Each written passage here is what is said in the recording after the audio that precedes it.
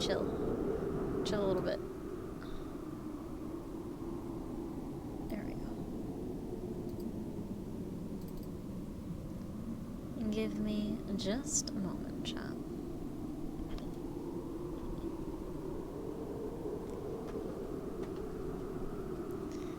Ladies and gentlemen, and everyone in between, I've got some good shit for you tonight.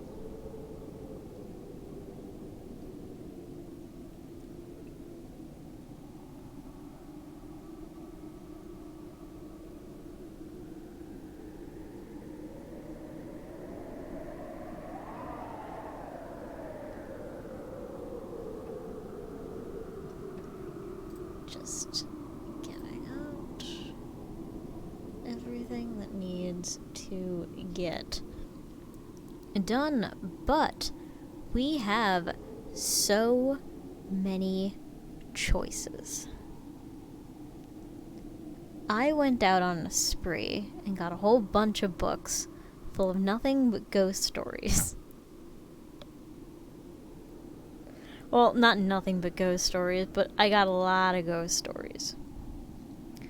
We got stuff from first responders and cops. We've got stuff from Pennsylvania. We got shit from New York. We got Texas. We got stuff from the ocean. We got roadways and hospitals and woods. We got Victorian England. We got Japan. We got a lot. We got Canada. We got Canada, guys.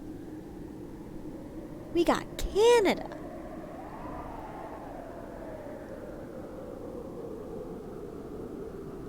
And of course we've got China from last time. But guys,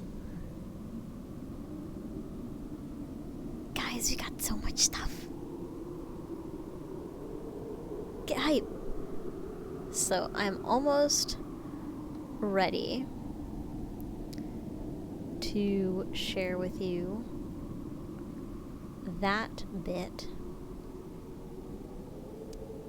I just want to launch everything I need to launch first.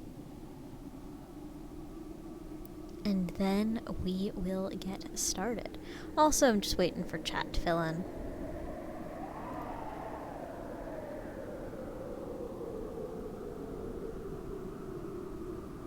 Let's see here. So, we got what the master would not discuss. Got strange tales.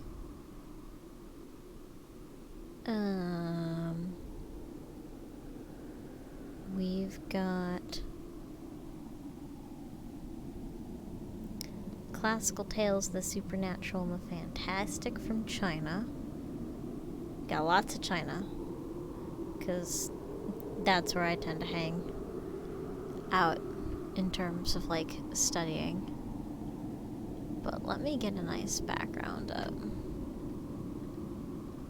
I have one in mind.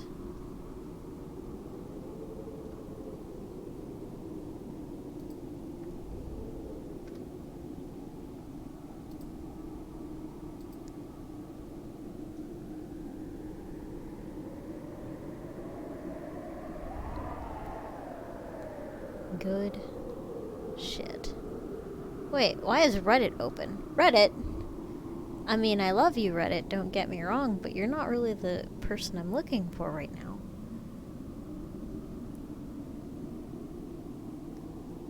Oh god, my volume is on. Oh, it's a fucking Six Flags Magic Mountain. Congratulations, you're banned. Good shit. Alright. So, in the absence of people screaming in chat what to do,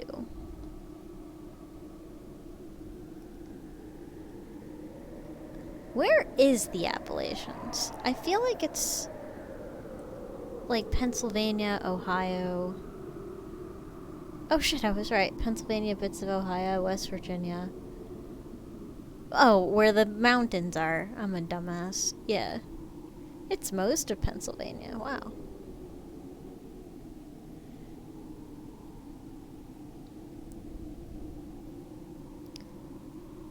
Alright, so let's...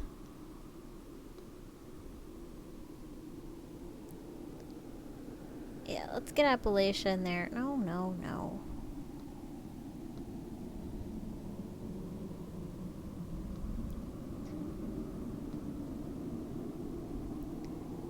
And let's get...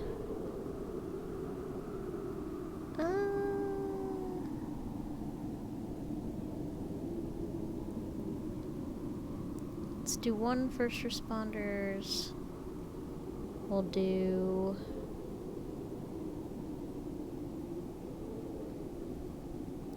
roads and highways. And we'll do...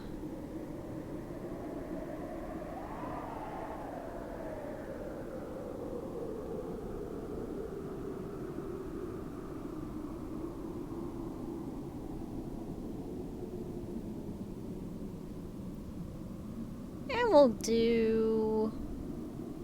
Texas, because who knows when chaos will show up. Why the fuck not? Alright. So, in the absence of chat, hello. My name is Wolf and Fiery Rain. Is that my name? Is it really my name? Ooh-wee. But we'll start off with Zibuyu, which is what the master would not discuss, according to Yuan Mei, which was written in 1716 to 1798. And some dude translated it. Holy fuck, this book is 1,313 pages. Good for you!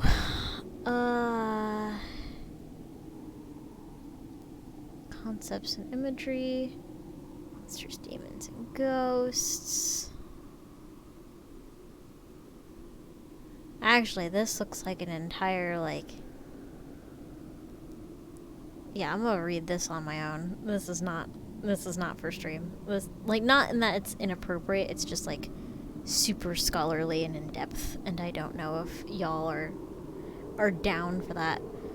So, let's go to Strange Tales from a Chinese Studio, from Pu Sonling.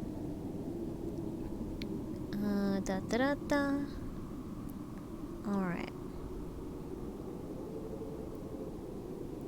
Let's do...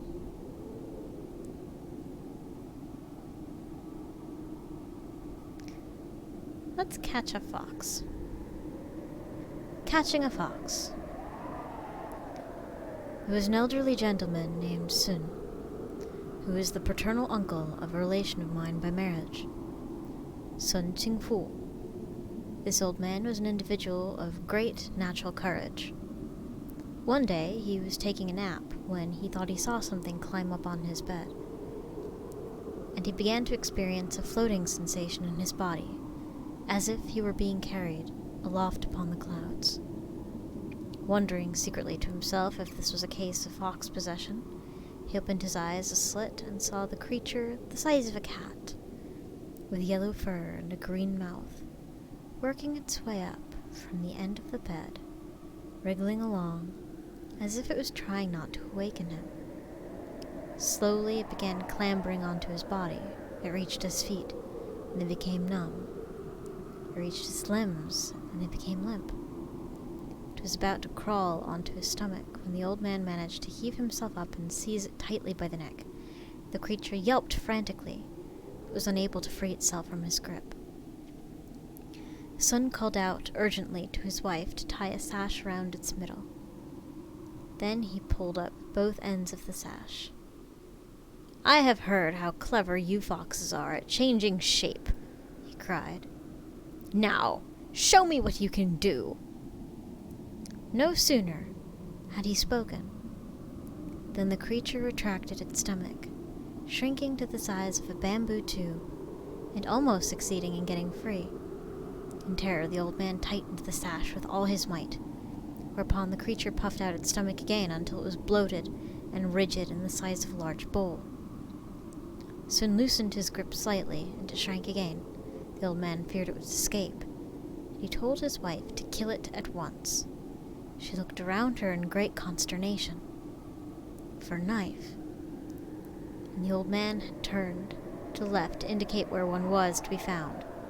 But by the time he turned back, all that remained in his hand was the sash, hanging in an empty loop. The creature had vanished without a trace.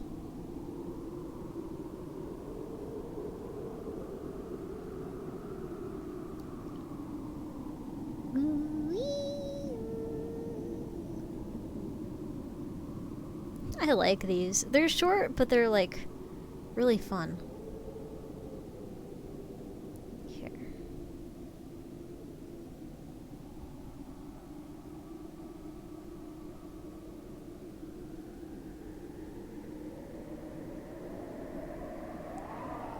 Let's do another one. Oh god, this second book is a mess. Alright, let me go back here for a second. Let me get what I need to get.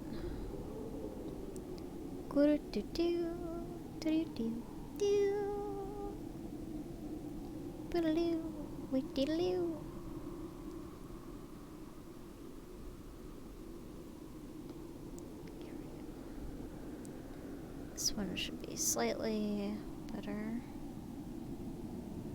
And I'll...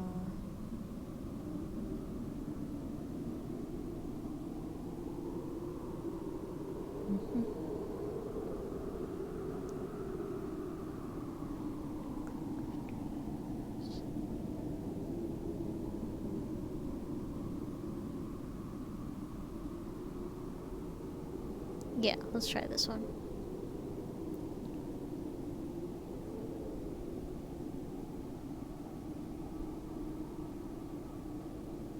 So, sticking to the foxes, we'll do an observant fox spirit. Or not. Where is it? These hyperlinks do not work. Not at all. It's very, very funny. Okay, here we go. An observant fox spirit. We were taught that the wicked could never subjugate, and that they were afraid of the upright. A phony who could easily fool an ordinary dolt could not defraud God, ghosts, or any of the unworldly creatures. Mr. Liu, who is an educated man, noticed a fox spirit that was occupying the attic of his study room. The invisible creature that often threw shingles and stones at bystanders had begun to irritate residents. A popular mayor, learning this incident, was pretty excited. He dressed himself up, enthusiastically visited Mr. Liu's home, and offered to evict this nuisance. By doing this voluntary service for them, this official has proven once and for all that his honor is genuine and that his reputation is well deserved. After all, even the wicked have to tug their tails and make way for the scrupulous. They suddenly heard a voice, with a tone of sarcasm mixed with reproof, shouting from the attic, "Give me a fat break, Your Highness. People think that you're an honorable gentleman and that you treat them with decency and decorum. That's the only reason that I wouldn't welcome you with flying shingles. However, your mild temper is your disguise for quick promotions, and your lame deed was merely so that you can avoid trouble.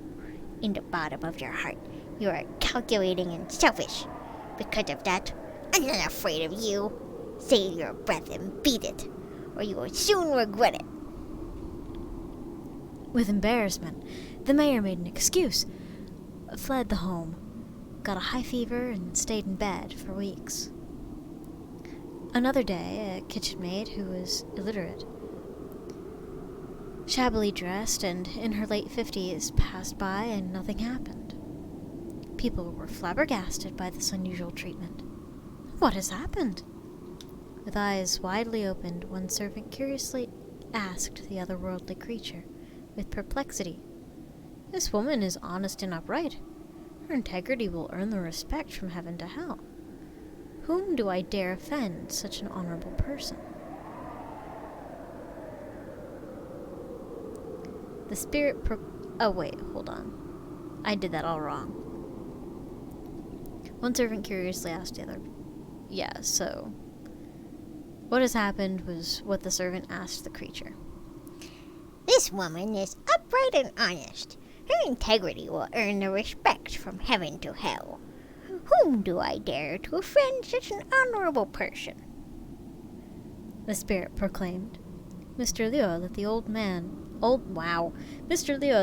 maid move to his study room, and after a few months, the fox spirit quietly relocated itself elsewhere.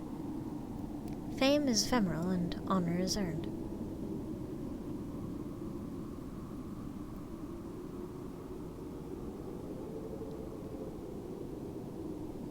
I like these. They're cute little, moral stories. I don't know.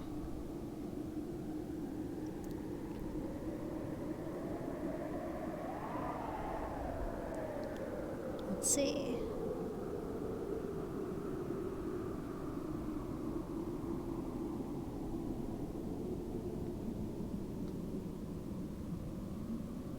What's this one about? Oh god, this looks old as hell.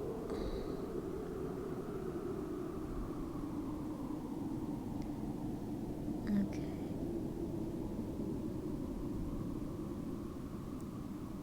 I'm just gonna scroll to a random thing and...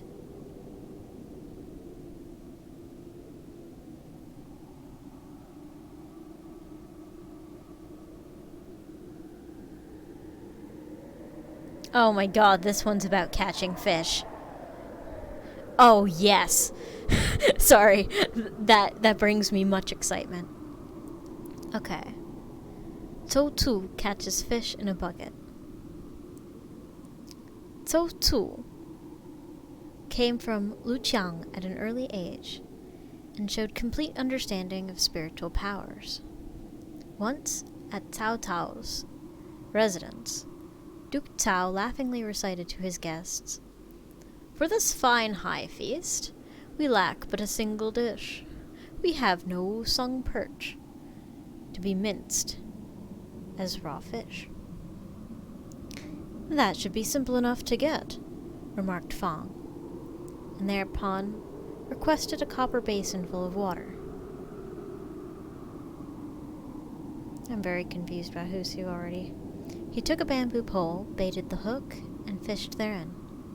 In no time he drew forth a perch. The Duke clapped his hands in delight, and all the guests were astonished. Oh, I'm guessing... Oh, Fang is his surname. Got it. Cao Cao then declaimed, "I fear one perch will never do.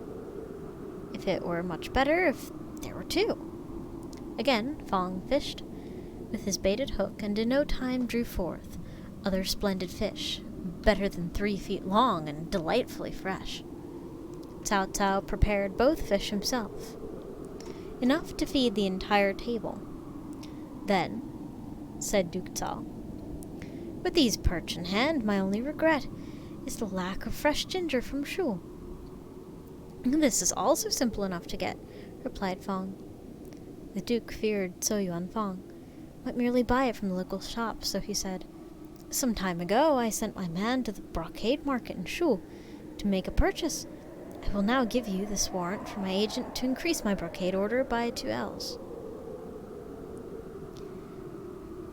Cao Yuan Fang took his leave of the banquet, and, in a short time, returned with 2 fresh ginger from Shu, saying, "I saw your grace's man in the brocade market, and gave him your warrant for 2 more ells." It was more than a year later, that Cao Cao's man, returned from his journey to Shu, and in fact, an extra 2 L's had been added to the original order. When the Duke inquired about it, the emissary replied, "On such and such a day and such a month I came upon a man in the market with your Grace's warrant, so I obeyed it." Some time later, the Duke Cao was making the rounds of the near suburbs, and there must have been as many as 100 officials attending him. Feng presented a gift of 1 ewer of wine and 1 strip of dried meat to the Duke.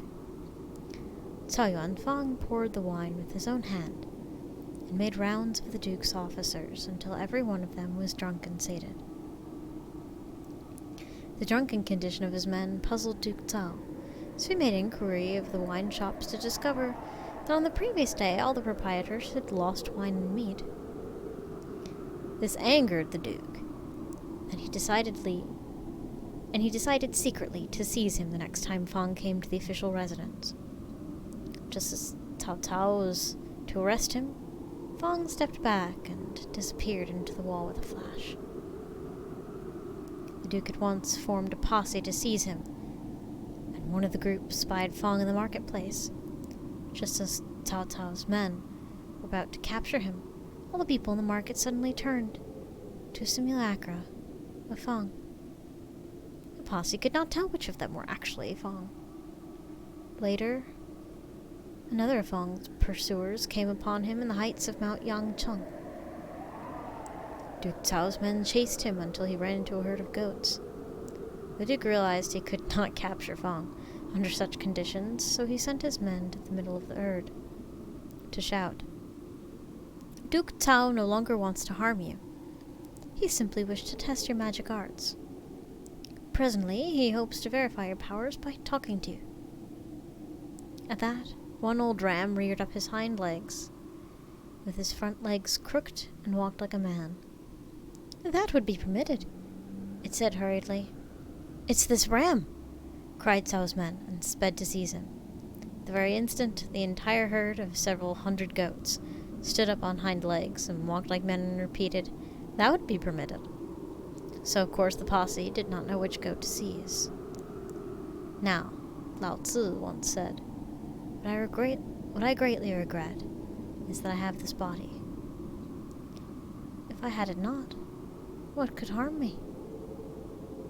If we say that Feng, like Lao Tzu and his ilk, could be without body, would we err by much? Oh, so he's kind of just a Rasputin sort of dude. He just runs around and makes trouble. I respect that. I definitely respect that.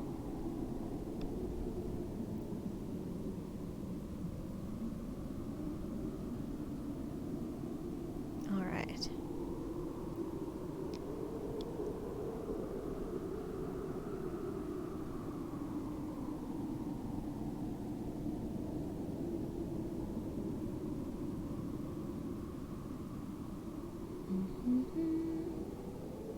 Sorry, I'm navigating to another little pocket in my library.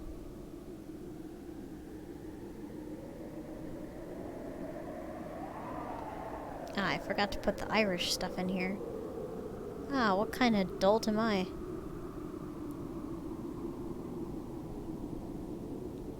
Here we go. We got plenty of Irish now. Oh, and we got some stuff from Scotland as well.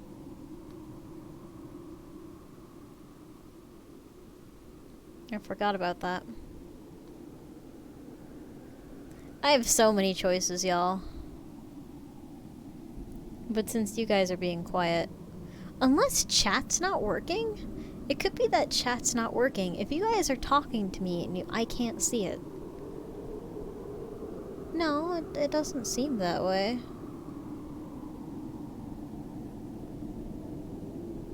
No, you guys are just chilling. That's right. You are certainly allowed.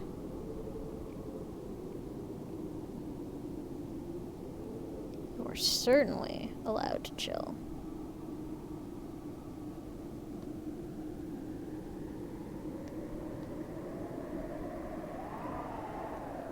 Alright.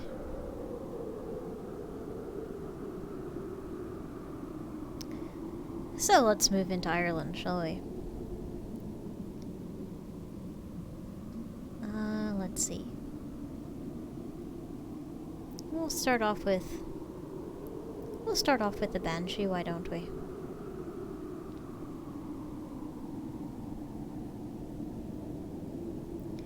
When most people mention a Banshee, they speak of it as if it's a harbinger of death. However, the Banshee's true role, according to Irish folklore, is as a protector or guardian angel spirit. She appears shortly before the death occurs in one of the families she guards. I describe it as a she, for the Banshee is traditionally female in appearance.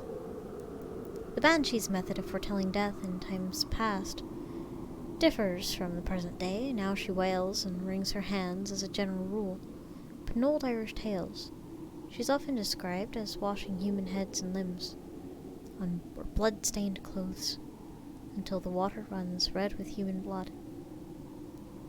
This would take place before a battle, so it would seem that over the course of the centuries the Banshee has evolved and adopted more acceptable habits.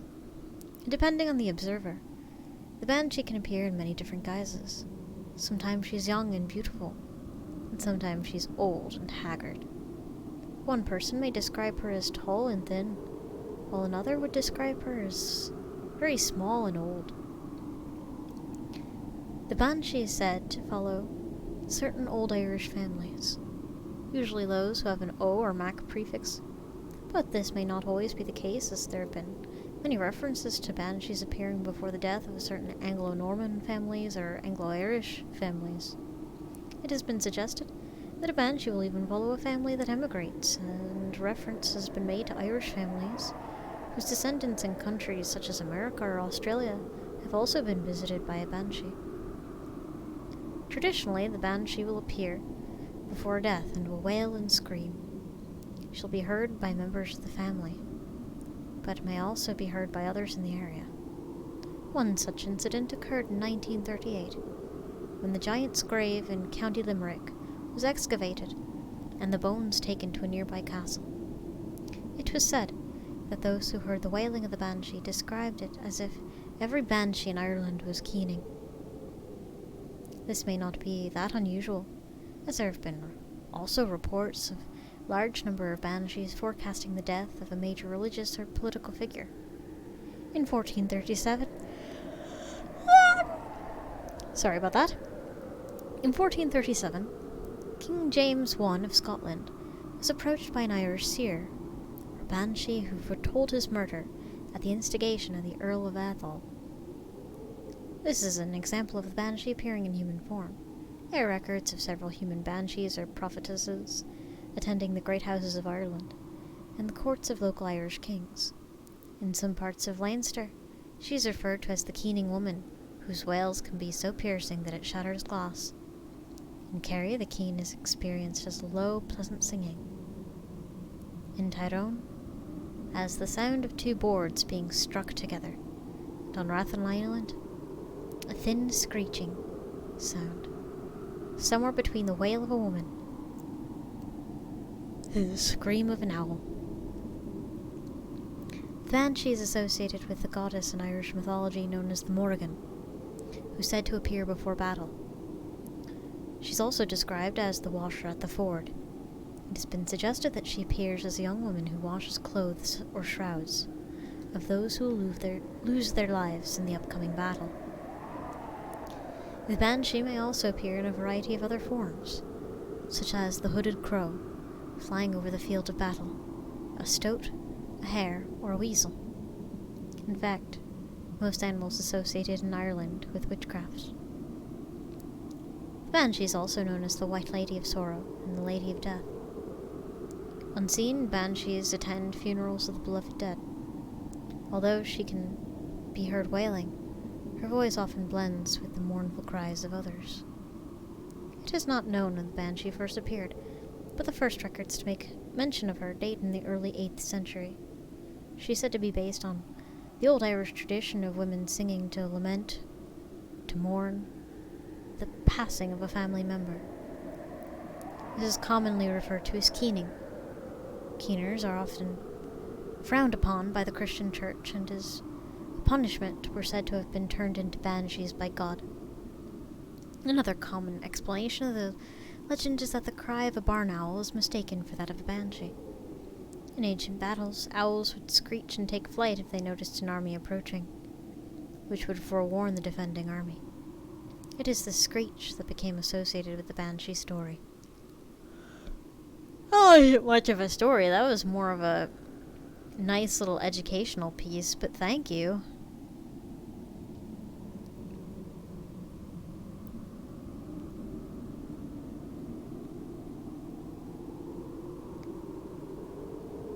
I think this one's actually stories. Supernatural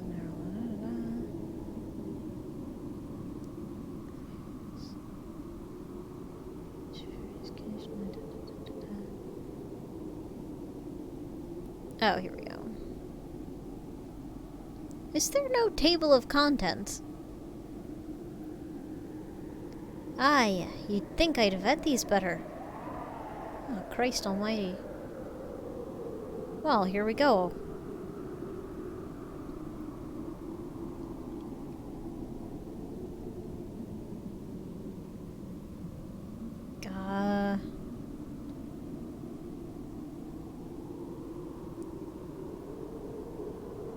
Yo, Edgehead. Let's see. We'll do...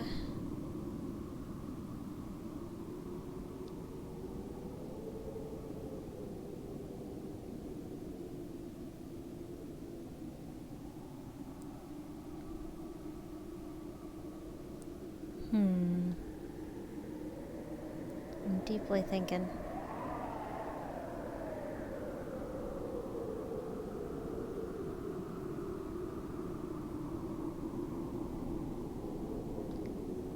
Let's see here. We'll do the blind room. From County Roscommon. And I'll skip the intro. Come here till I tell you. This happened years ago, when I was only a slip of a girl, and first taken into service in County Roscommon. In fact, it happened so long ago that I can hardly remember anything exactly as it was, but I'll try to mind it as best I can.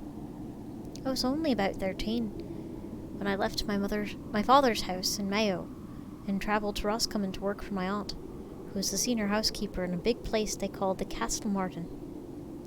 The house was very big and very old, and 'twas the home of some grand English family who were never there. But the place had to be maintained and looked after, so there were still servants living there, and my aunt was in charge of a good number of them. I can remember the cart that had collected me from home sweeping up the great drive.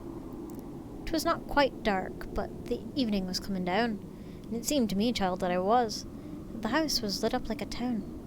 There were lights all along its length, and in the poor light of the afternoon, they showed me just how big and long the place was.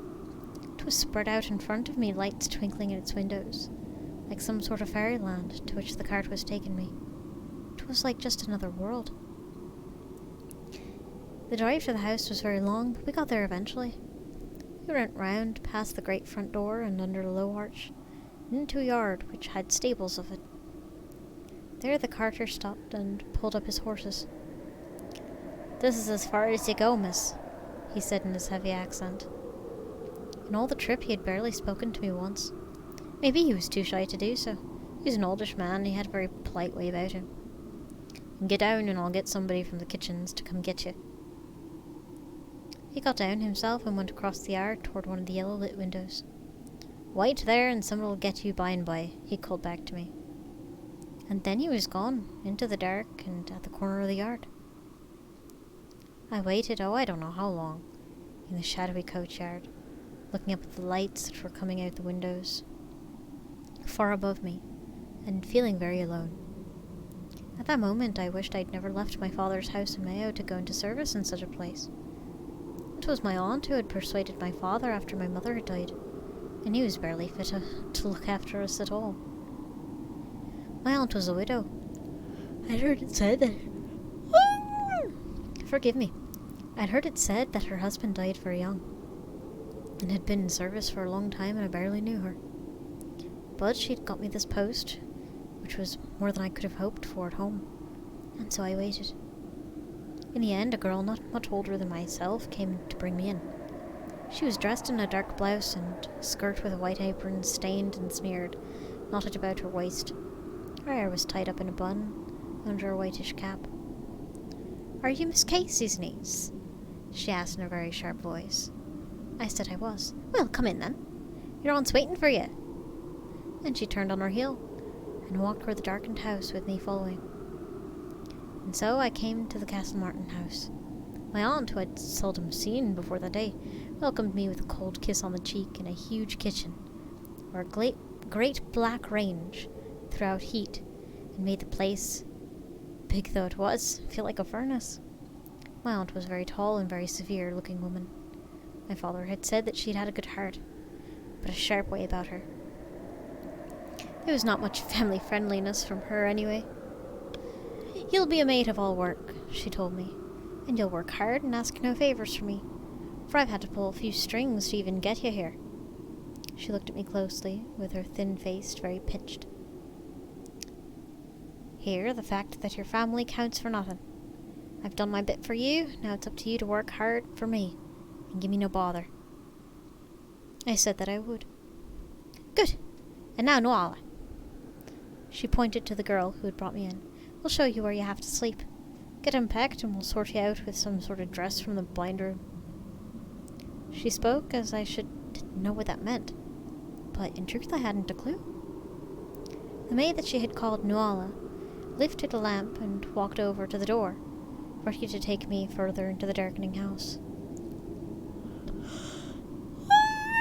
Forgive me.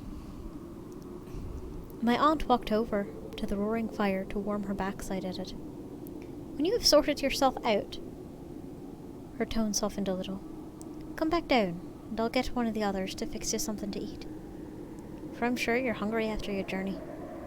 You can tell me a little bit about your father and how he's keeping."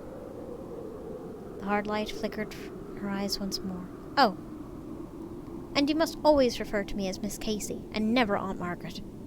Here I'm as good as your employer, and you must always remember that." I said that I would, and followed Nuala out of the kitchen, up a flight of wooden stairs, and into the rest of the great house. The family who owned the place were not at home, Nuala told me. They spent most of their time at other houses that they owned in England, and only came to Roscommon once in a while. There were rooms in this big rambling house that lay empty for most of the year, but which, according to her, had to be tended and cleaned just the same. My aunt was in charge of this, and, according to Nuala, she was a hard but fair mistress.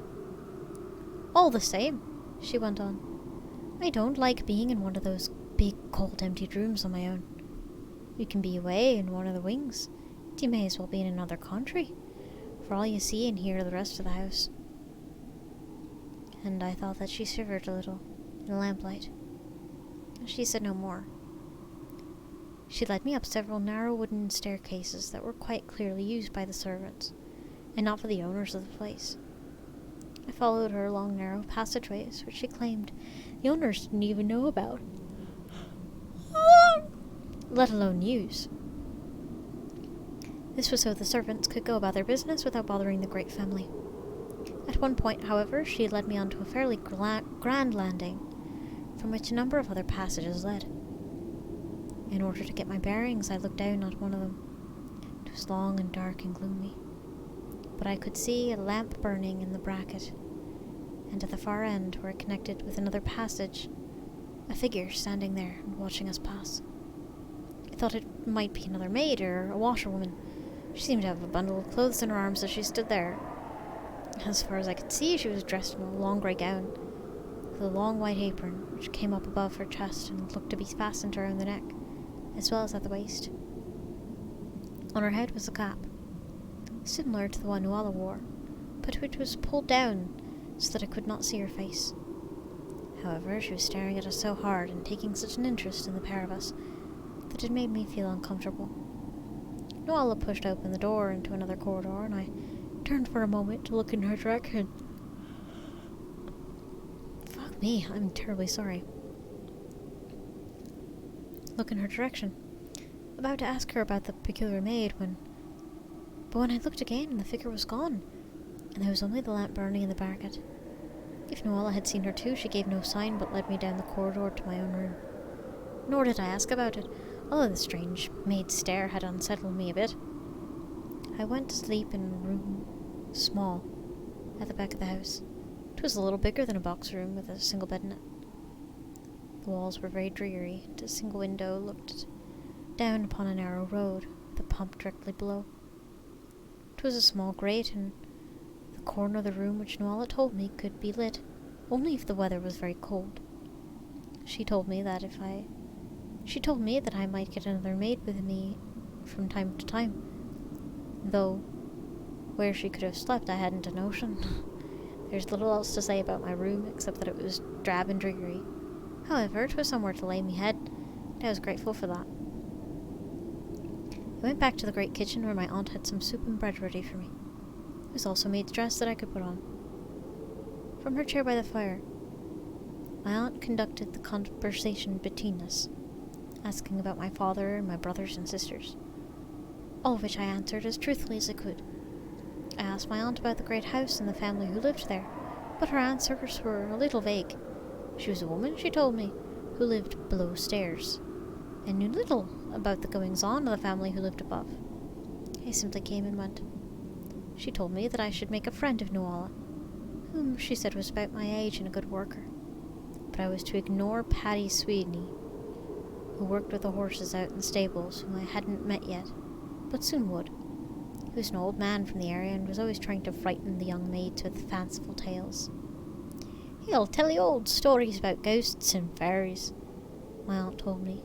"He'll tell you too that the whole house is badly haunted, but don't listen to him, for the stories are all in his head. There's not a word of truth in any of them. It's only giddy girls that would believe such nonsense. You're not one of those." She spoke with such confidence that I wholly believed her.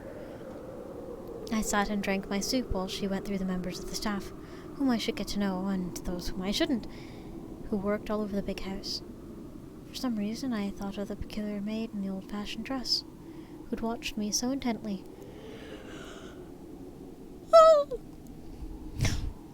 From the end... I'm so sorry, guys. So intently from the end of the passageway, and reasoned that she might be one of those I would meet eventually. "You should try your dress on," instructed my aunt. "I think it should fit you. But if it doesn't, we can get Kitty Reardon up in the blind room to sort it out for you. You can go up and see her and introduce yourself to her, for I'm sure you'll be seeing her time and time again as you're growing." Kitty Reardon, she told me, was the seamstress who had looked after the clothes and uniforms of the yardsmen and maids. She was, according to my aunt, a hearty and pleasant woman, who never seemed to let anything overly worry her. "It would take somebody like that to work up that end of the house," she added significantly. "Why so?" I asked, munching on some bread that she'd given me. I was feeling a bit more at ease now. "It's a lonely old place up there," my aunt explained, "and very cold. And the room that she works in always has a bad feel to it, I think. It never seems to bother Kitty Reardon. But it would bother me if I had to work up there, even for a little while, away from most of the house, with only the occasional maid nipping in and out. I'm very seldom up to see Kitty, but when I am, I always think that there's bad air about it." "Why do they call it the blind room?" I asked, taking a spoonful of soup. I thought it was a curious name. My aunt stretched her hands out to the blaze of the hearth, although the kitchen was very warm. "It's 'cause there's no windows in it. Never were. I think in the days before I came that it was a sort of maid's parlour, though it was never used much. There used to be a hearth and a fireplace and all in it, but it's all boarded up now. It hasn't been used as a parlour since I've been here. It was always a place to be stored linen, and now it's a place for the seamstress to sit. Kitty Reardon has to work with the door open so the air can circulate. No windows, you see, and I don't think she's ever in there for too long. Patty Sweeney will tell you there's a ghost or some nonsense in the room, but I don't think that Katie Reardon has seen anything at all in the years she's been working up there. And there the matter was left. My dumbass eyes looked away from where I was reading. And there the matter was left, as my aunt seemed not to want to discuss it any further. She switched the talk to something else, and I finished my meal. The dress of the uniform that I had been given didn't fit. I was a slight young thing, and it was a bit too long. However, the bit of tucking, and it would soon sort it out, my aunt said. Go up and see Kitty Reardon, up in the blind room, and she'll sort it out for you, she advised. I think it'll only take a minute or two. A couple tucks here and there, and after you've heard about her, I can go see what she looks like. The seamstress' room lay in the west wing of the house, which was not used all that much. It was full of rooms that were all closed up for the most of the time, even when the family was home. It was the older part of the house, and was full of dark, black staircases and little rooms that had once been used for servants. The blind room was on the corner, the very top flight of the narrow stairs that led up from the lower pantry. They were quite steep, and you had to be careful climbing them, and take them quite slowly. I climbed up, holding my uniform dress over one arm and gripping an old handrail that ran along the side. That's how steep they were. As I climbed, a movement at the head of the stairs caught my eye. Looking down, I saw one of the maids standing for a minute right above, and looking down as I came up. She was a tall, thin-looking woman dressed in old-fashioned clothes, a dark dress and a white apron that looked badly stained, the maid's cap on her head, tied about the chin in a way that was long out of use. You couldn't really make out her face, but it seemed to be very thin and drawn, with hard and glittering eyes and a tight, severe mouth. She carried a bundle of blankets in her arms, pressed tightly against her chest. For a moment I thought that this might be Kitty Reardon, and I had my mouth open to speak to her, but she suddenly turned and went round the corner to stair top and passed out of my sight. I came up the stairs and turned the corner after her, finding myself in a short corridor that ended in a blank wall, but with a door off it into a small room. Assuming this is where the maid had gone, I followed her into the room, which was very bare, but piled high with bed linen and odd clothes and so forth, stacked on shelves and in boxes all around. In the middle of it, at a little sewing table, sat a small, plump woman of about 50, with a round and pleasant face, and her grey hair tied into a bun. She was working on an old pair of breeches by the light of a tiny oil lamp. This turned out to be Kitty Reardon, but she was completely alone in the little room. There was no sign of the maid I had seen at the head of the stairs. There seemed to be nowhere in the room, in the short corridor outside, that she might have gone. Come forward, child, said Kitty Reardon, cheerily enough. You're Miss Casey's niece, aren't you? You got something for me. A dress to be taken in by the looks of it. I looked around the room, searching for another door through which the maid might have gone. What's the matter, dear? Don't be scared, I won't bite you. I was looking for the other maid who came in here, I explained. She came in right in front of me, but she seems to be gone. Kitty Reardon frowned, her jolly face creasing for a minute. What other maid? She asked. There's been nobody up here for over an hour. The person was Patty Sweeney, who came up and sat with me for a spell, but he's been gone some time. No, there's no maid coming here. You must be mistaken. But she spoke with a little more seriousness, and her frown grew a little bit more worried, looking as if she might know what I was talking about, but didn't like to say. Now, what can I do for you? Is it a dress you want adjusting? I said that it was, and she made me take my own dress off so that she could measure it properly. There was no more talk about the strange maid, but there was another curiosity in the blind room. On an open bit of the wall, between two piles of clothes, there was an odd shadow.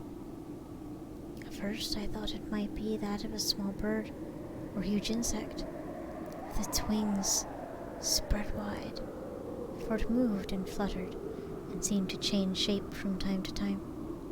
As it did so, it seemed to make a low, faint buzzing sound, like an angry bee trapped under a glass jar. I turned around again, but I could see nothing that might be casting such an odd shadow. All the same, Kitty Reardon seemed to pay no attention to it, or even notice that it was even there. "What's that, Kitty?" I asked, pointing to it. She turned and followed my pointing finger with her gaze. What's what? She replied.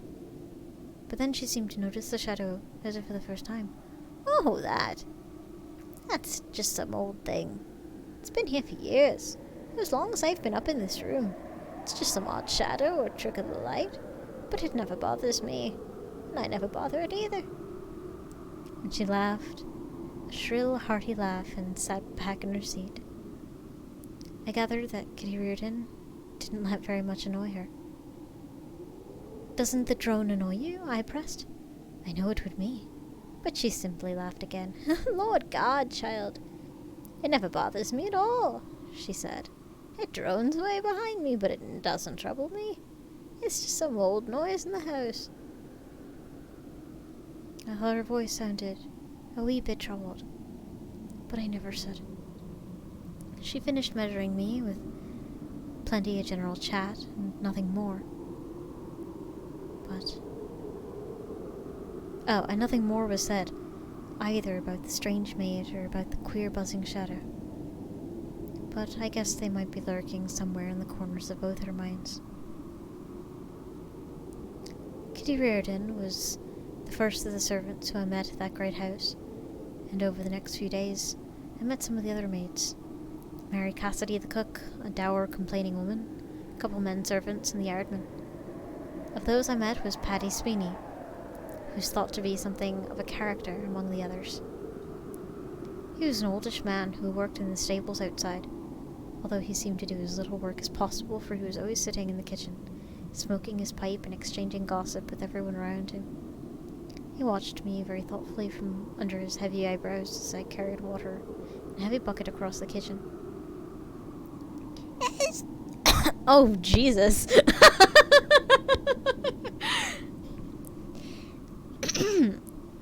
"Has the wee girl seen the ghost?" he asked my aunt suddenly. He had been taking tins down from the cupboard in the corner of the kitchen, but turned on him with a withering look that seemed to have no effect on him. "What ghost?" I asked wearily. He'd drawn his pipe. "The Grey Widow," he answered mischievously. "One of the old grand ladies that used to live here. It says that she walks the rooms of the upper passages in the west wing, all clad in her finery, going from room to room and terrifying young maids. She can walk through doors and walls, so they say, and if you can wake up in the middle of the night to find her standing at the foot of your bed and looking lost and mournful. They say that she's looking for something in this house but can't find it. It's enough to get a young girl like yourself the creepies." "Paddy Sweeney!" my aunt snapped sharply from the door of the cupboard. "Stop all that talk at once, and stop trying to frighten the young maids. There's no such thing as ghosts, as well you know, and I've never heard of such a thing as the Grey Widow ever since I've been here. This is something you've made up yourself to frighten young girls. It would suit you better to get back to whatever work you might be at. Go on now." He rose from his seat with kind of a half-smile, the pipe in the corner of his mouth. "There's a ghost about here," he half-whispered as he went past me. "Keep your eyes open for it." But my aunt silenced him with another of her looks. The strange maid I'd seen at the top of the stairs and at the end of the long corridor bothered me a bit. I asked Noala who she might be, trying to describe her as well I could. The old dress, bundle in her arms, strange old-fashioned cap. I told her that she might be a washwoman. And always seemed to be carrying a bundle of clothes. Noala made a face. It might be Maggie DeLay, she said after some thought. She sometimes does washing around here, but she only comes around on certain days. She's a right bitch, that one. All right. Nothing ever pleases her or goes right for her. She's got a sharp tongue. She has a queer way about her, too. Never mixes well with any of the other servants. Keeps herself to herself. Thinks she has a wand in her head. She paused. Or it could be Ellen Walker. Sometimes works in the laundry. She's from the north. And a bit strange. She lowered her voice slightly. She's a Protestant, you see. She spoke as if she were referring to a disease, and that this explained everything. I simply nodded, though I wasn't exactly sure what she meant.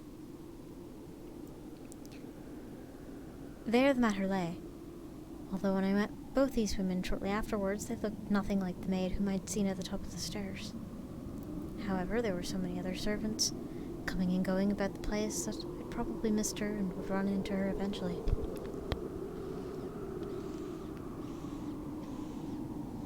Sorry, I needed water. I was a maid of all work, and my aunt sent me, first of all, to work in the laundry, and later to help Noala with some of her cleaning in the small, more out-of-the-way rooms. During my time in the laundry, I was up and down the stairs to Kitty Reardon in the blind room so often that I think my own feet would have known the way without me to guide them. I fetched up her armfuls of bed sheets, curtains, tablecloths, and yardsman's drawers, all needing mending, and she stood at her side beside the sewing table in that narrow room, whilst her needle flashed and winked in the lamplight. I declare, Oh, fuck me. I declare, child. Said, no, that's the old man's voice. No, I think it was her voice too. I declare, child, said Kitty Reardon in her cheery way one day. I think the shadow on the wall has got deeper, and the nose has gotten louder. The noise has gotten louder. Certainly not the nose. I don't know what the fuck that'd mean. Now, what would that noise be? She was right, for the low droning buzz kept up a kind of irritating racket in the background whenever we were talking or whenever anybody came into the room. Kitty, tolerant soul that she was, didn't appear to mind it too much, but if I'd had to work there for most of the day, it would have driven me mad. What is that sound? I asked. It sounded like an insect trapped behind the woodwork and trying to get out. Kitty Reardon shook her head. I don't rightly know, she admitted. Just an old sound about the house. All very old houses have strange sounds about them. This one's been here in this room ever since I came here and doesn't seem to trouble me all that much. There's supposed to be some stories about it, but I never have listened, and I couldn't tell you a word of them. I think she might have lied about that. I used to think it was the wind, or some sort of machinery down below, on the lower part, but now I'm not so sure. And it has certainly gotten worse of late. I might get Patty Sweeney to take a look for me. But of course, she never did. That was always Kitty's way. When I wasn't in the laundry, I was cleaning rooms, and in the distant western wing of that great house. The rooms there were often big and empty, and few of the family ever went there when they were in residence. Nala was always frightened, or at least hesitant about going there, for the rooms were always cold and full of shadows. There's a creep about it, she would say. Patty Sweeney says it's haunted. There's things in them rooms that crawl in from the countryside round about that lodge there. That's what I think, anyway. I've never settled there. I didn't find it so, although it was a bit lonely away from the bustle of the rest of the house. But I went there anyway, to clean the dust from the desks and the writing rooms and the empty drawing rooms without any fear. That was until old Miss Farrell came to visit my aunt. I came into the kitchen one afternoon to find a strange woman sitting in the big chair by the gate. She's a big woman, very tall, but old and a bit bent, with a broad countrywoman's face that was lined and covered in wrinkles. Her walking stick hung from the arm of the chair as she leaned forward. She seemed cold, even though it was a reasonably warm day. She spoke to me very kindly, but in a low, husky voice, which I thought sounded more like a man's.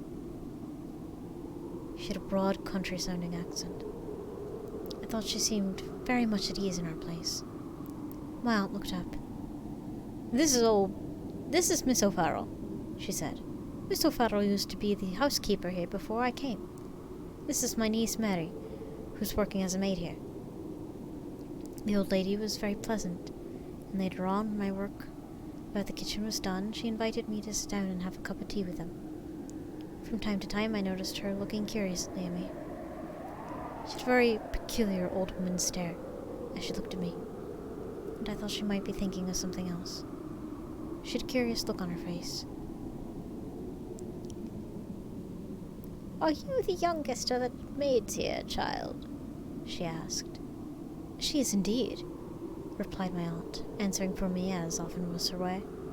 "She's barely beyond 13. The old woman seemed satisfied and nodded. The talk around the table was very general, about what was going on among the staff, about Patty Sweeney, whom she knew, and about the family upstairs coming and going. As we were talking, one of the other maids came in and asked my aunt something. She rose and went with her out of the kitchen. This gave Miss O'Farrell a chance to lean forward toward me in a very familiar manner. There was an eagerness in her tone as she spoke. "Tell me, child," she said in a low voice that my aunt wouldn't hear. "Have you ever seen anything strange about this place?" I shook my head. "People that shouldn't be here." Again I shook my head, unsure what she meant. She seemed a very strange old woman. Her talk over the table had been rambling without any real purpose, the sort of conversation the very old might carry on. But now she seemed very focused, and her voice took on a strange intensity. "Tell me, have you ever heard a child crying late at night?"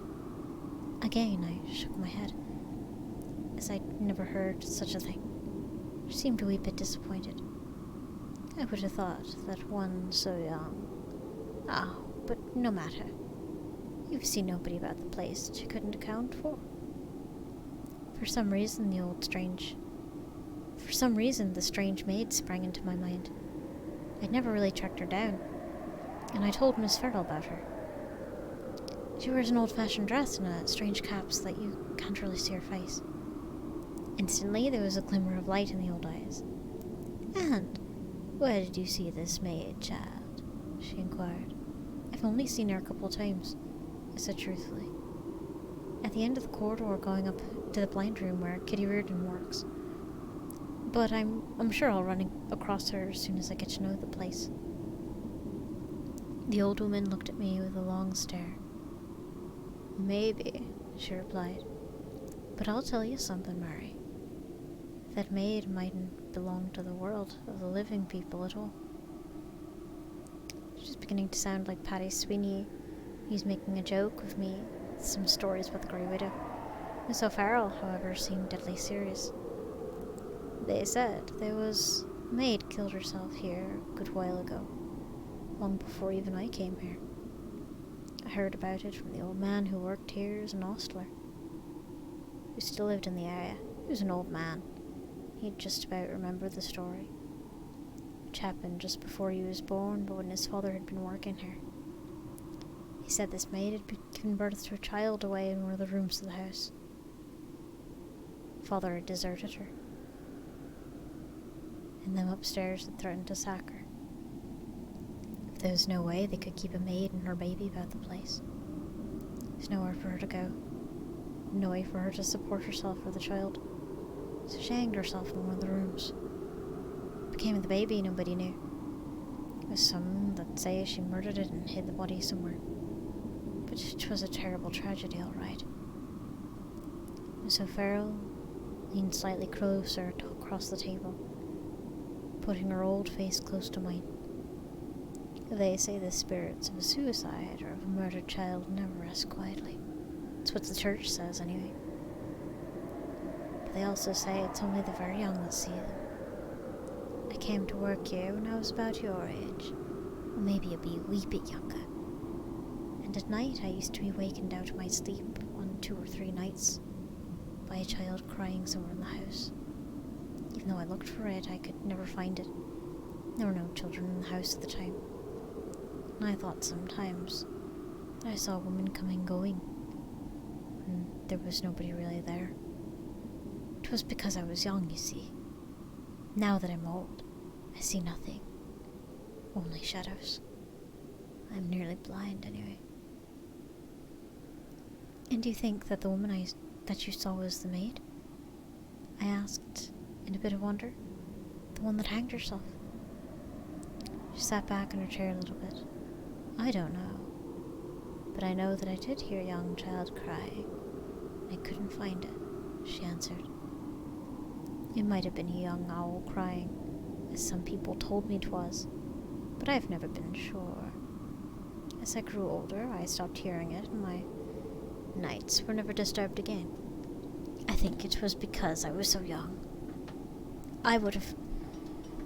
But at that moment, my aunt came back into the kitchen, and Miss O'Farrell changed the subject.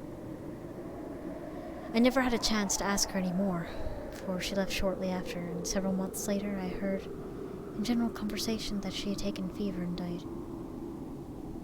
But she left plenty of thoughts buzzing around in my head. I would have liked to ask her where the maid had hanged herself, who she was, and if there were any clues of what happened to the baby. But I never got the chance. I had to get on with my own life. As I said, I had to clean out some of the rooms in the West Wing, well away from the rest of that great house. It was the part of the house that Noella didn't like to work in, for the rooms were cold and empty. But I didn't mind it. It was easy work. There was the little dust, and really no fires to set or anything. But it was a wee bit eerie. It seemed to be cut off from everything, in your own world of empty corridors and even emptier rooms. Since Miss O'Farrell had told me the story of the hanged maid, I found the West Wing more spooky, and I was convinced that this was where the suicide had happened. The coldness of the place seemed more bitter, and I was convinced that I was being watched, even when I was alone. There were a couple times I turned suddenly expecting to see somebody there, but see nobody. Times I wished Noella would come with me, but she'd do somewhere else. I dreaded being sent there late in the day, and the sun was going down, and the passages were full of shadows. A couple times I was going along some of the corridors, and I thought that I saw something turning a corner away from me at the far end of the passage. It looked like a maid carrying something, but I could never be sure. All the same, I expected to find the strange maid again, rather more closely, and I wasn't disappointed. Late one evening, I was finishing off in one of the rooms at the far end of the West Wing. It was quite small, a room. It was always called the writing room because it was supposed to be where the ladies of the family came to write their letters. It was set about with an old, heavy mahogany furniture which was hard to clean and took a little time. I was just finishing off cleaning around the edge of the desk in the far corner, and I happened to look up. I'd left the door of the room open in the corridor outside. Where I stood, I could just make out a figure standing on the other side, watching me through the crack in the doorframe. There was something very sly about the way she had done this, but I thought something seemed very desperate about it too. I froze where I stood, and the figure seemed to draw back into the corridor. For a long moment I stood there, rooted to the ground. The figure on the other side of the door had not been very clear, but I was sure that it was the dead maid. I would have called out, but I knew that I was alone in the part of the house, so I stayed where I was for a long time.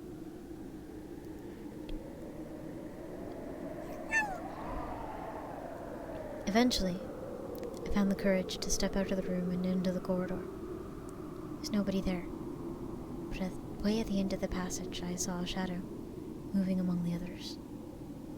A shadow that seemed to be holding a bundle of some sort. Almost at once, all the fear left me, and I was overcome by a great feeling of misery and loss. This must, I believe, had been exactly where the strange maid had felt as she went to her death. I could feel the tears welling up in my eyes. "Oh, you poor thing," I said aloud, hearing the emotion in my voice, even though I wasn't sure who I might be speaking to. How you must have suffered. A small tear ran down my cheek. There seemed to be a faint sound, somewhere between a sigh and a sob, from way down the passage. It had a strange, echoey edge to it. It seemed to come from a long way away. Then all was silent again. I ran back to the main house, but told nobody about it, not even Nuala. It was the nearest thing to a friend I had there. It was in fact a long time before I mentioned the hanged maid, and then it was to Paddy Sweeney. He was warming himself in front of the fire on a cold day, long after Miss O'Farrell had died. There were just the two of us in the kitchen, and I can't remember how the talk of her came round. Maybe it was about things that had happened in the house long ago. When I asked him about her, Paddy sucked long and hard on his pipe before he answered. You've been talking to old Miss Farrell before she died. It was always the thing she talked about. Even said she'd seen the maid's ghost 2 or 3 times when she worked here as a maid herself. The priest says that them's taken their own lives will never get into heaven, but has to wander about. But you know what I think? I think that she murdered her own child, a wee infant. It's the spirit of the child that keeps her here in this house. But no one knew what happened to the baby, I reminded him. He took another draw on his pipe. It's near certain that she murdered it before she killed herself, he said. They never find the body. They found her all right, hanging in one of the rooms. Which one? I asked, but he shook her head. No one's sure, he replied. At least that's what old Miss O'Farrell told me. I only knew what I knew from her. Some say she did it from the beam in the dining room. Others say that it was far more private and there was in the servants' quarters, but no one knows. Them that were here all that time, it's all dead now, so it's hard to say. He seemed to want to avoid the subject, as if he didn't really like talking about it. Could she have hanged herself up in the sewing room, where Miss Kitty Reardon works? I kept on at him. My aunt says it used to be a place for the servants. Paddy Sweeney nodded slowly, looking deep into the fire. It used to be what they called a footman's pantry in the days, when this was a much grander place. There's a fire in there, and butlers and such can go in there for a bit of peace and quiet when they weren't on duty. Some of the maids and yardsmen used it too. I never minded being anything more than a sewing room, though. But that's where the deeds could have been done, all right. Did you ever hear the maid's name? But he shook his head. I never did. There are names put about, but I don't think any of them were true. At the moment, another maid came in, and the conversation switched. Much, I think, to Paddy Sweeney's relief. However, I still remember his words, which I thought were important at the time. Maybe it's the spirit of the murdered child that holds her here. In the local area, I knew that the souls of dead children were considered to be very powerful. So maybe Paddy was right and it had something to do with the spirit of the child. But it was all very puzzling. There's only one more thing I have to tell. After what happened in the West Wing, I hadn't seen the ghostly maid for a long time. But I could sometimes feel her presence about the place as I went about all my tasks. From time to time I passed a mirror and looked up, half expecting to see her, watching me from some concealed corner, her bundle in her arms. The story drew to an end one day, coming into winter, which was the last time I ever saw her. An old apron that needed sewing in a moment. I had to catch myself. I had an old apron that needed sewing, and in a moment that I had to myself, I went up to the blind room to give it to Kitty Reardon. I climbed the stairs and turned the corner, but found the room empty and Kitty not there. The shadow on the wall buzzed more loudly than I'd ever heard. It seemed to keep changing shape right in front of my eyes, sometimes filling out and other times falling in on itself. It seemed to be a living thing, and it frightened me greatly. The feeling that I was being watched in that room was so strong I could bear it no longer. I ran out, leaving the buzzing shadow as it moved across the hall. Then I stopped. On the landing outside stood the awful maid. She was dressed as I remembered her, an old-fashioned servant's uniform, with a stained white cap tied around her head. She carried the familiar bundle in her arms, from which, as I looked at it, the chubby arm of a child reached up toward her face. I looked at that face, for this was the closest that I'd ever seen her, and I saw how grim and drawn she looked. The jaw set firm, the eyes red from crying, the hair caught in curls around the cheeks. She must have been very pretty once, but sadness and the awfulness of her life had taken her toll. I didn't know what to do. I just stood there. She didn't seem to see me, moved straight past me where I stood. I wouldn't say that she walked, more like she glided, and right through the open door into the blind room.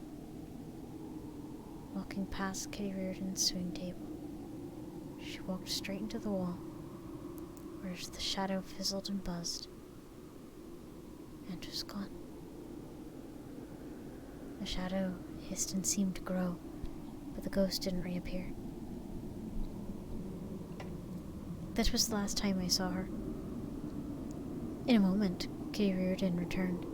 She'd been across in another part of the house, fetching some tablecloths that needed mending, and found me in distress. They fetched Paddy Sweeney and my aunt, and I told them what had happened. After some whispered conversation between them, Paddy went and got some tools. He forced the wooden boards around where the shadow buzzed, so they came away. Behind it was the remains of an old fireplace and a grate, and an old blocked-off chimney. But there was more. Paddy Sweeney put his hand up in the chimney. On a little ledge above the grate, I found something else which I was not permitted to see. However, I did catch a glimpse of what lay in Paddy's arms.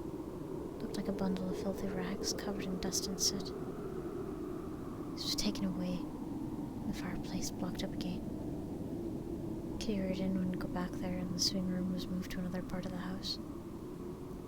The blind room was boarded up, and steel doors painted over. And that's the way it stays even today. And that was the end of it. At least for me. A few weeks after it all happened was my birthday, and I turned 14. I never saw the ghostly maid again. Was she finally ready to rest by what we found sealed up in the chimney? Somehow I don't think so. I think the ghost still walks in the corridors and passages of the great house, still tied here by the spirit of her murdered child. In later years, some of the younger maids used to ask me from time to time about the strange maid they sometimes saw at the end of the corridor or going into the room in the west wing. I never say anything, but I've no reason to doubt that it's her. Now it's the older maids who come here to work, not the slips of girls that they were in my day. They probably don't see anything at all. The shadow never went away, even after Paddy Sweeney took the bundle from the chimney. Still there, buzzing and bubbling and hissing, though not as fiercely. Maybe the spirit of the child had somehow established itself in the very woodwork of the blind room, like a bad stain, and couldn't be shifted. If it's still there behind the sealed door, I wouldn't know. I'm an old woman now. All the others who might remember these things, Paddy Sweeney, Kitty Reardon, my aunt, all did. Even Nuala, who's my best friend in those early days, I think, has gone to her grave. I married one of the yardmen. When he died in a fall, I took over the housekeeper there, and my aunt passed away. I've never had any children, and this huge house has become my home.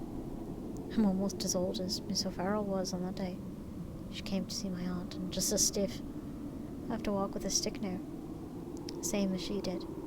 Sometimes, though, when the house is quiet and there are no maids about, I take a walk best I can, along the long echoing corridors in the house and wonder if the dead maid's still there, haunting the shadows like some memory of long ago. And does she still carry her bundle?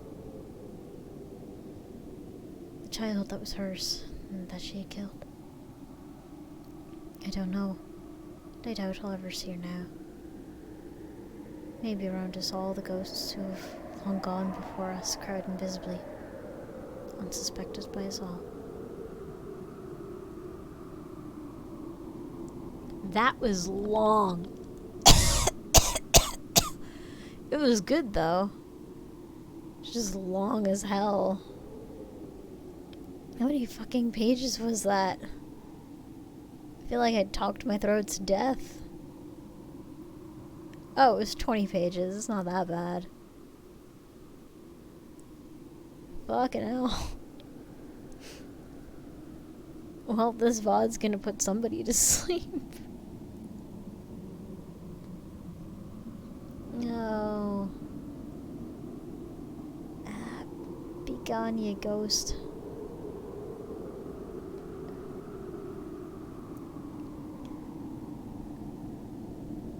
Oh my god. Alright, there's even more Irish. Okay.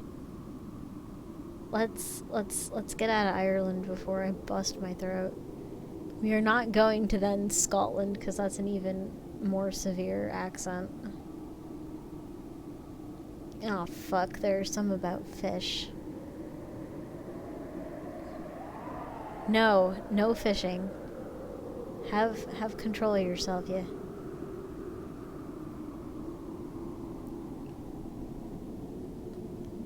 Alright.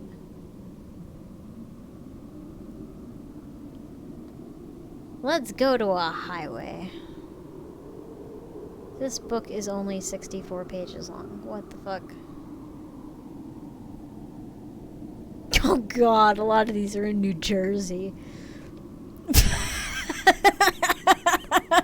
I don't know why that doesn't surprise me at all, but it does not surprise me.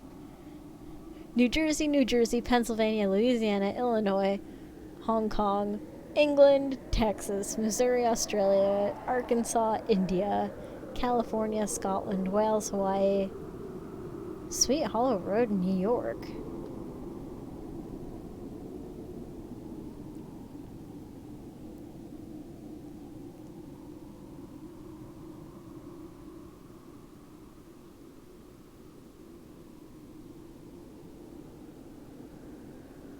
Alright, let's read about Sweet Hollow Road, New York. Sweet Hollow Road is a much shorter stretch of road than any discussed thus far. It's located on oh, I've been here. I haven't been on that road, but I've been to Long Island, New York, in one of the older areas in colonial history in the United States. For some reason, this area seems to harbor and attract a variety of ghosts. Oddly enough, there is another road running parallel to it. Mount Misery Road. Oh my god.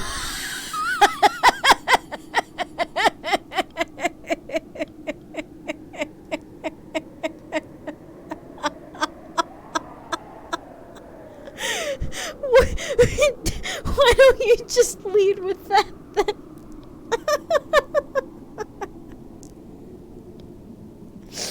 Mount Misery. I gotta Google this. Hold on. Mount Misery Road, New York. Where is this fucker? It's in Huntington. Amazing. I'm gonna plug this shit into Google Maps. Mount Misery.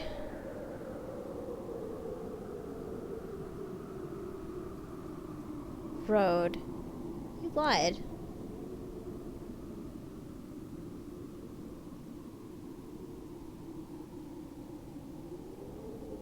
Melville.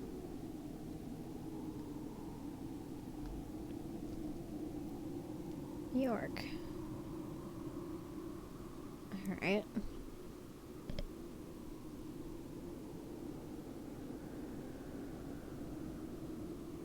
It's 45 minutes away from...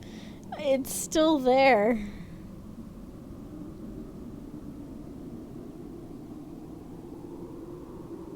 It's by the Northern State Parkway. I've drone right the fuck past it, probably.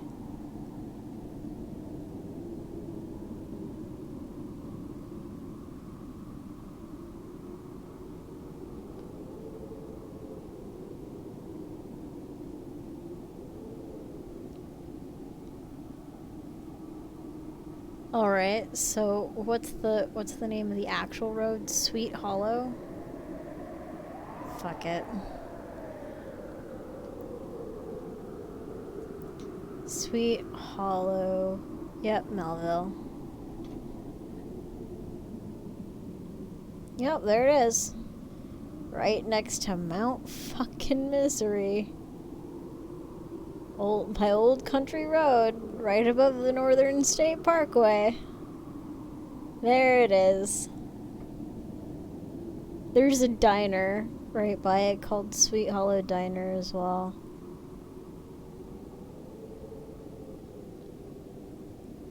Lit. Alright. Now that I'm done laughing about Mount Misery, which also has its fair share of hauntings that go back hundreds of years. Alright, traveling ghost kids. Put yourself in the place of a young man driving down Sweet Hollow Road in the late evening.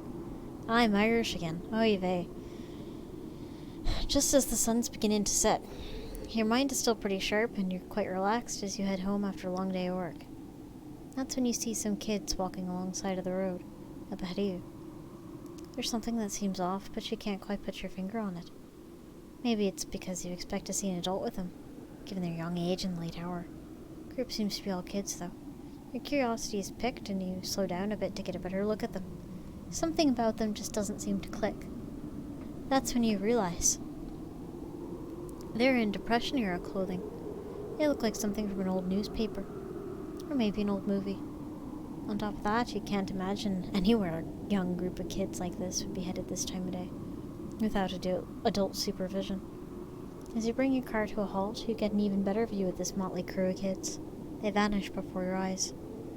During the 1930s, there was a children's day camp alongside Sweet Hollow Road. All was not well with this camp, however. Some of the children were abused, and it's believed a few children were killed. Their spirits, it would seem, refused to remain at rest. Many people have spotted a small group of kids dressed in period clothing, walked along the road as if headed to a specific destination. Before anyone can get too close to them, however, they disappear from sight. Are they still headed to the day camp, or perhaps their lives or innocence were lost?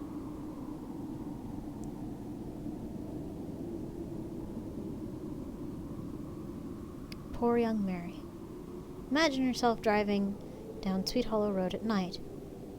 The moon is full and shining bright enough to illuminate the edges of the road as you continue along. You're preoccupied with the day's happenings, maybe thinking about some things that happened at work. Just up ahead, your headlights reveal a young woman in an old-fashioned white dress, standing by the side of the road. She's standing quite still. That is, until you pass her. Just as the front end of your car is even with her, she leaps out at your car. You swerve violently to avoid hitting her, and quickly pull over and hit the brakes. You leap out of your car, ready to lend assistance to the young woman who you believe could not have come out of the experience unscathed. But when you exit your car and turn around, a powerful flashlight in hand, she's nowhere to be seen. You've just encountered the ghost of Mary. Mary was riding in her car down Sweet Hollow Road with her boyfriend on one dark, fateful night. During the course of the drive, they got into an intense argument that just kept escalating. The exact details of what happened next are sketchy, but either one of two things occurred. The enraged boyfriend opened the car door and shoved Mary out as they were driving down the road. But Mary was so upset by what was transpiring that she willingly leapt from a moving car, which isn't unheard of. I have heard of this happening several times where people have either almost done this or threatened to do this and may have been serious about it. Particularly weirdly enough with borderline personality disorder. Every time I hear about something like that happening, BPD is usually involved, and I'm like, oh, okay. I mean, that doesn't make it okay, but it kind of makes sense. Just leaping from a moving car might have been enough to kill Mary. There was a car following them that night. When Mary fell onto the ground, the driver of that vehicle was unable to stop and ran over Mary, killing her there.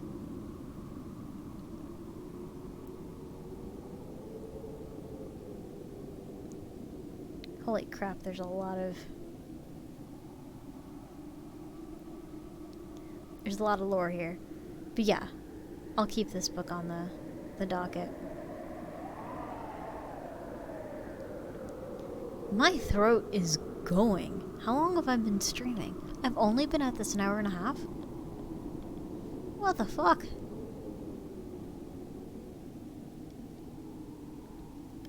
Alright. We'll do one more.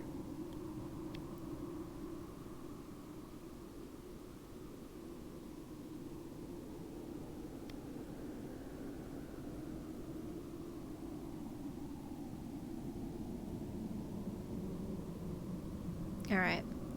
Here's one from an EMT.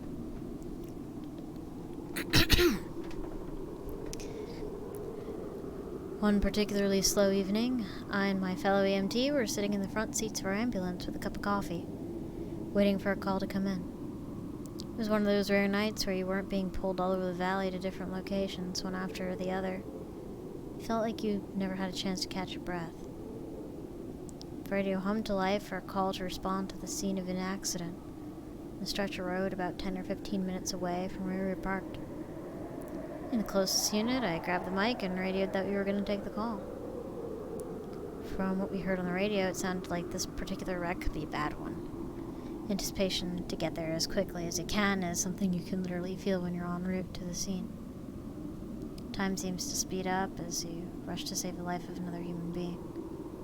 It's almost like the clock is working against you. The wreck is located on a wooden section of the highway, a little outside the main part of town. I see the lights of the car. Bleh. I see. Good Lord, Wolfie. Fucking learn how to use those tongue ears. Fuck me. Where was I? The wreck is located on a wooded section of highway, a little outside of the main part of town. I'm still slightly Irish, apparently. I see the lights of the police cars before I actually see the wreck itself. The red and blue lights pulse in the night, revealing the site of the tragedy where we are about to bear witness to. Good Lord. This is definitely the last story. I can barely get a word of English out my lips. The entire trip here, the voices on the radio have become more and more frantic with every passing minute. We know one of the drivers of the vehicle has been ejected through the windshield and is in bad shape. With me being in the passenger seat, I've already had my gloves on and was just holding the bag with all the life-saving supplies ready to immediately just jump out and go to work the moment the ambulance came to a stop. The brakes give a slight squeak as we arrived, and I swung the door open and hit the ground at a dead run. There's been a path cleared, with black and whites to allow access for our truck, so I don't have very far to go. When you've done this job as long as I have, you get to know the signs when you're about to walk onto something bad. One of these things is how quiet it gets when you get there. This night, everyone was silent. A bad sign. All I could hear was the low hum of the engines from the cars around me. I see a driver on the ground, 10 feet in front of me. His arm is twisted in an unnatural angle, and he's lying on his back. Experience tells me that there should be blood around this guy, maybe a lot of it. If you're gonna have any chance of saving this guy, you probably need to have a transfusion immediately. Wouldn't do any good if the guy bleeds to death right here on the pavement. As I get closer, though, I see other than the places where he skid across the ground, there's very little blood around him at all. A victory. A small one, mind you, but at this point I'll take those that I can get. As I reach the man's side in a few long strides and I drop my bag, my eyes already assessing the most critical of his injuries. We're trained to seek out the most life-threatening one first and proceed from there. The guy's moving, so check to see if he has a pulse. Can't find one, so chest compression is my first priority. None of the injuries matter if the guy is dead, so we need to get his heart pumping. Brain can't go without oxygen for long without starting to die, so I knew I had to start CPR. Inside my bag there's a manual pump and mask to force air into the lungs, while another person is compressing the chest. My partner is already at my side, and I hold it out to him and rise up on my knees and begin chest compressions.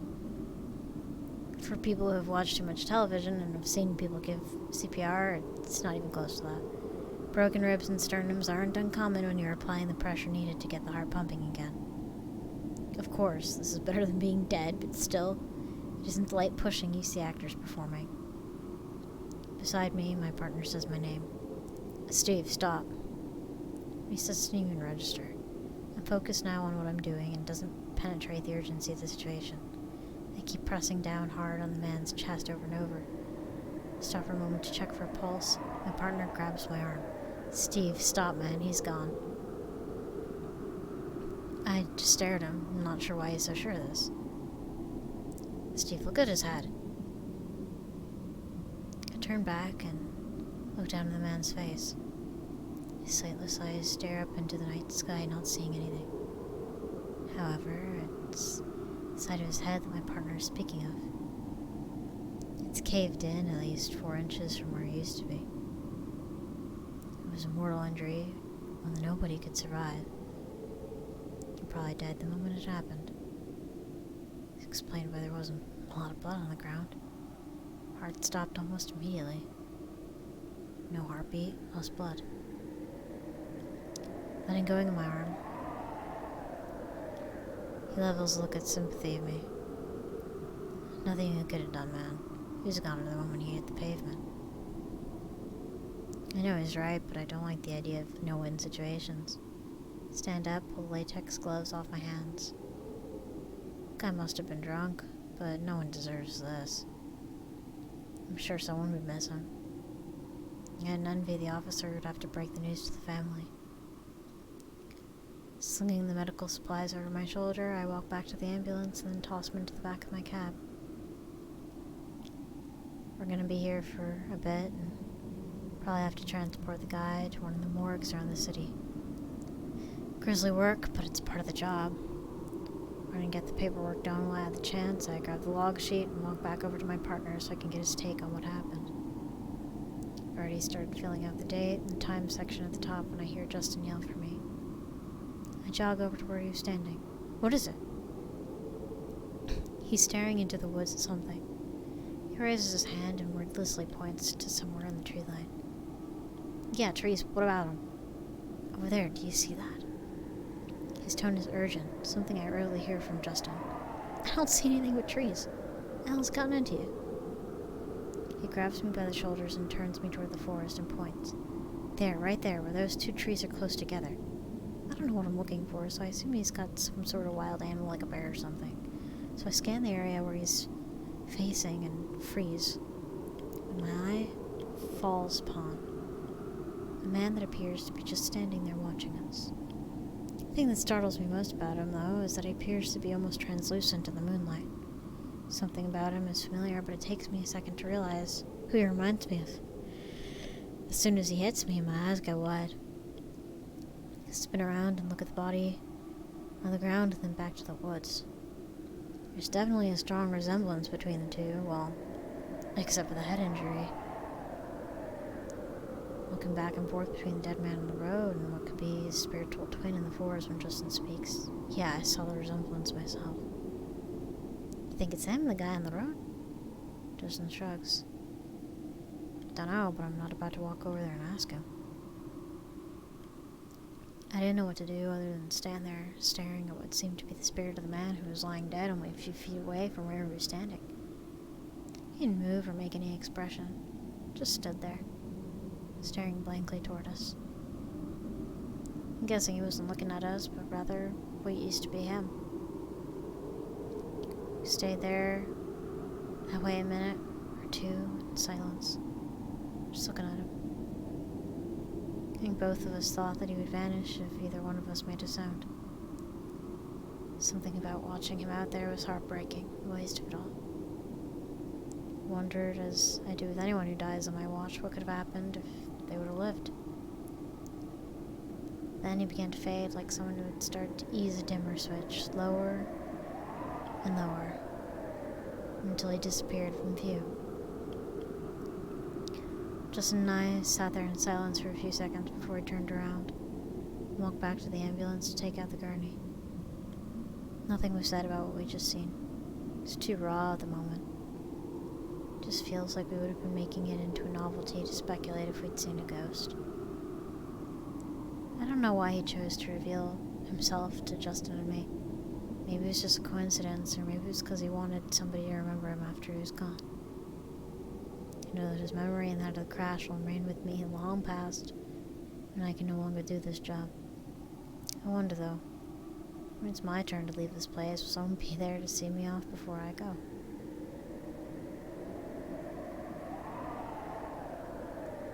And that is where my voice is just gone. I can't speak anymore. It's all over. I'm just a whistly wolfie. There's no more voice. Woo! That's the real ghost story.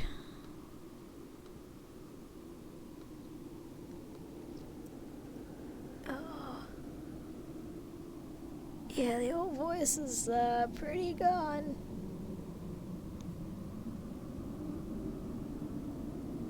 So what I think I'll do is I think I will see this off with a little bit of mahjong. Oh my god, I sound like a squeaky toy.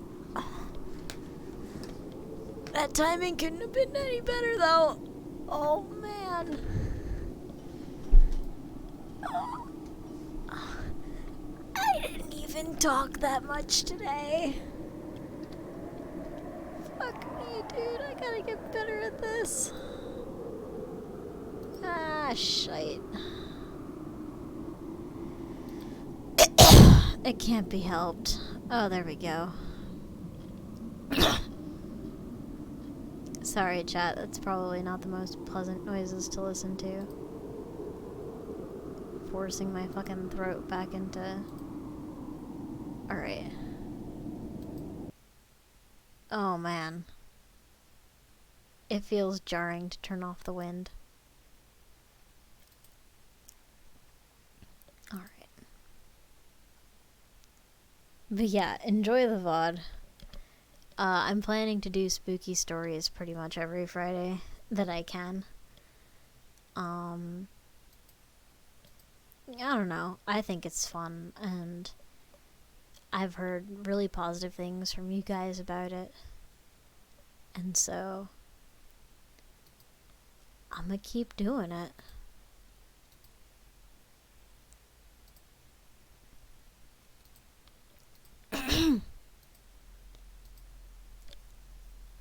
Fuck me though, I need a drink of water.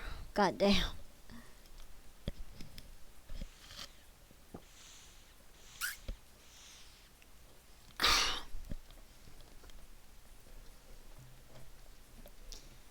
Oh.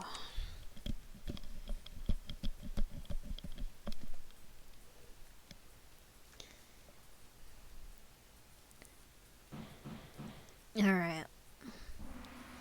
Oh no. Alright, so I see the norths. I see the 4s. I'm more interested in trying to get the 7 out. I don't think that that's a thing that I can do, really.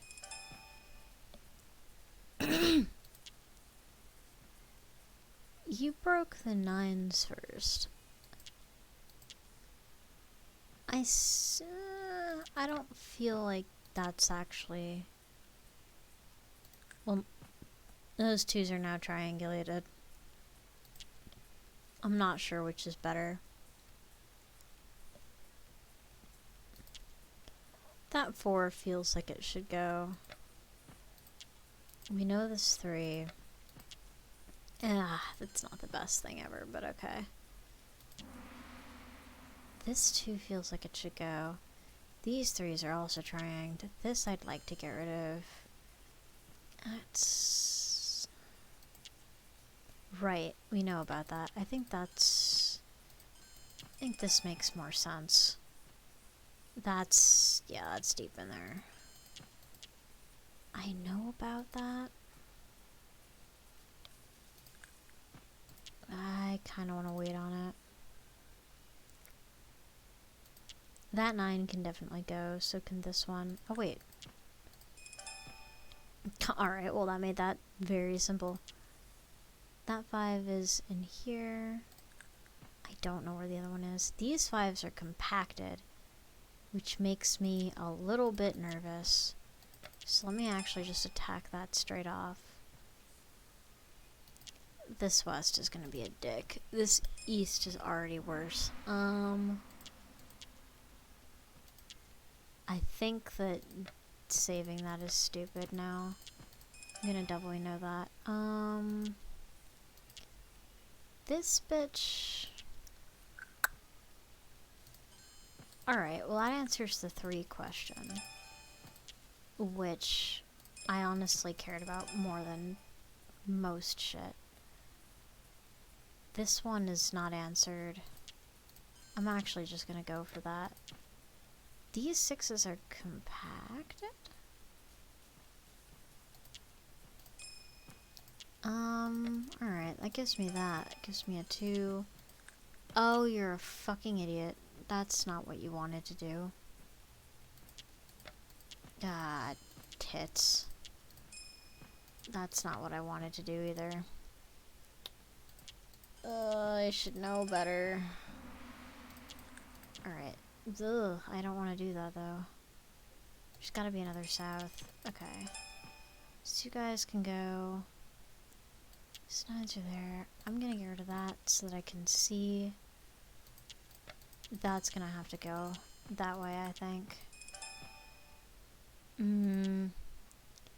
I don't think there's a way to save this. Oh, never mind. I just did it. Okay, so those are gonna go. Then this becomes a very simple thing of just cleaning this up. The margin's okay, especially for this board where we don't accrue points super quickly.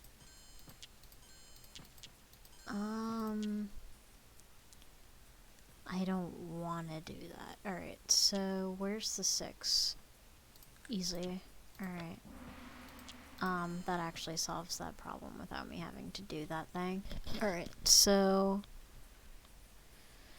Oh, but I still gotta get rid of the other shit. Sure, I'll do that. These feel like they could... Ooh, that's compacted. Those 4s look good. Ones I don't know about. This 9... It is trying, but this is more of a priority for me. This 6... I'd love to know how to get rid of. I see that 5. I'm gonna decide not to care about it. This 3 is fine. That 4 is not. There feel like a lot of 8s. Okay. This 7 definitely feels like it could go. That confuses me. It shouldn't, but it does. Alright. So that's where that is. That 3 is gonna go. Oh, fuck. I can't do anything about that.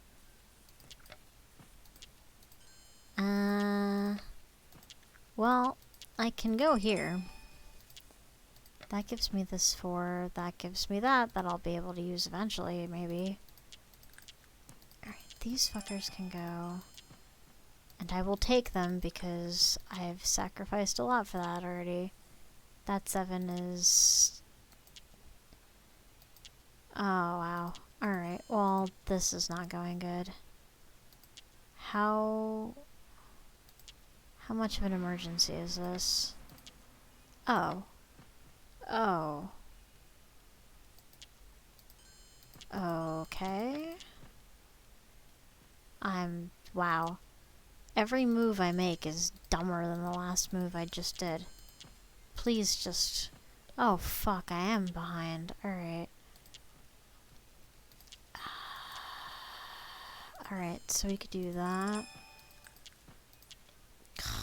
Not a ton else. That one can go. I need to find a 4.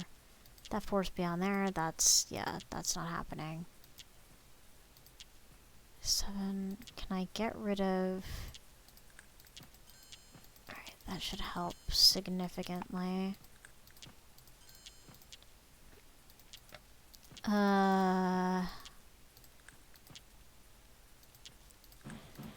Okay, just call it.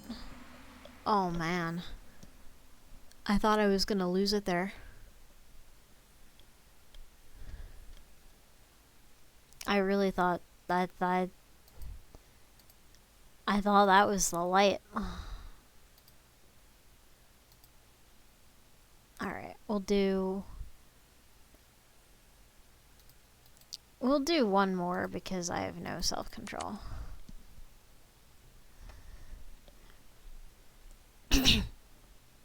And then I'll probably get some like fucking ice cream or something. Jesus. Well, right off the bat, this. I should have done that first, but I was dumb. That doesn't work. Okay. Yeah, hopefully that doesn't matter too much. You think the 9s. Okay. I can get behind that. Those 8s are a small problem. I'm seeing something with the 6. 7, I'll wait. 1, 2, 3. I'm not seeing that. Alright, this 4 I'm gonna go for.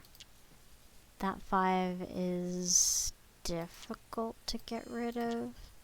Not impossible. Just difficult. 6, 6, 6. No.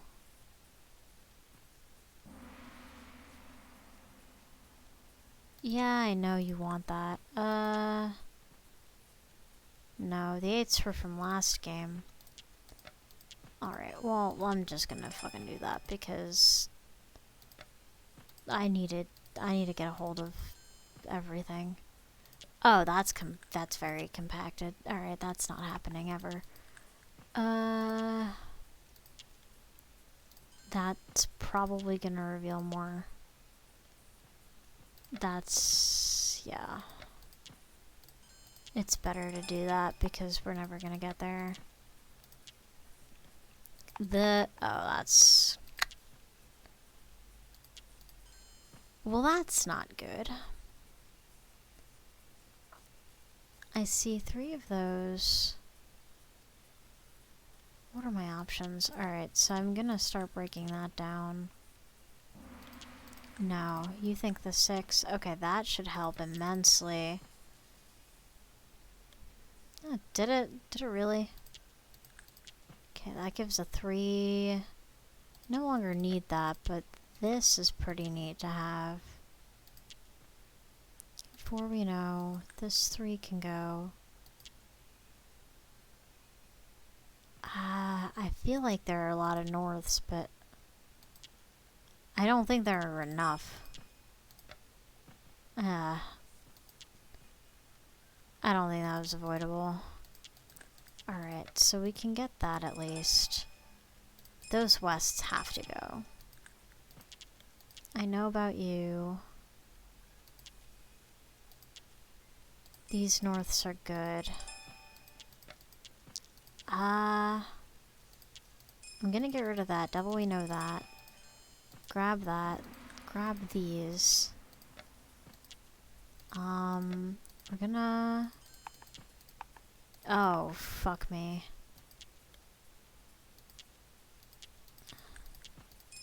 Alright, well that's fine. I don't know how fine that actually is. I don't think there's a way out of that. Yeah, no, there wasn't. That's okay. It's not a perfect, but we have a pretty sizable lead.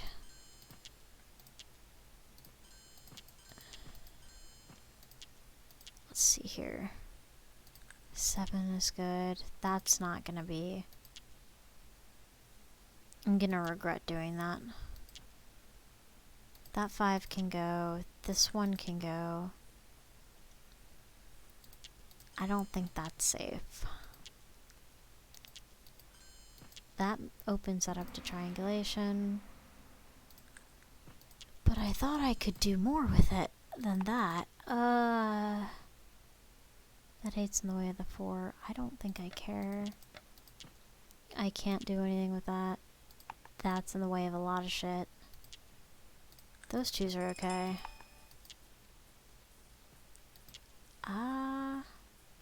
I can rid myself of that. That 8 can help. That gives me a 4 that I cannot use yet. Good. 9 can go. That gives...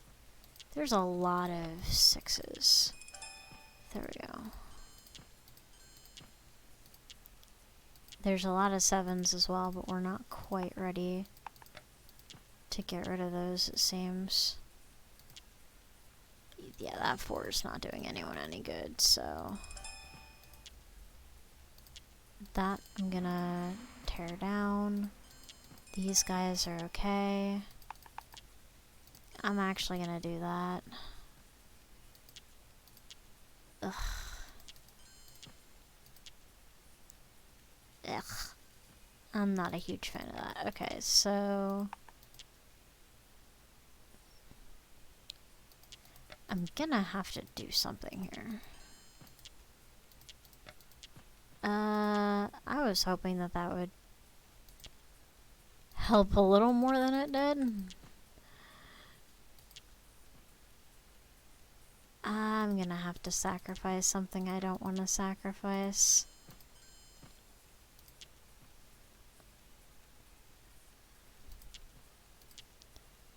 Okay, that doesn't really... No, I'm going to have to get rid of that. That didn't help. Alright. What the hell? What? How did this go so wrong?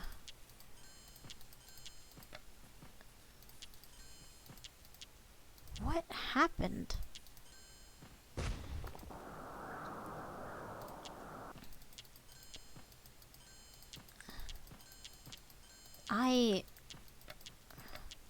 Alright, that was dumb. Alright. Oh, I need to be fast so that I don't lose this for multiplier reasons. Which would just suck. 7 I don't actually see. These fuckers I do. Oh no. Okay. 9's there, that 3. Just gonna match those out, cause at this point I'm digging, just call it. Fuck.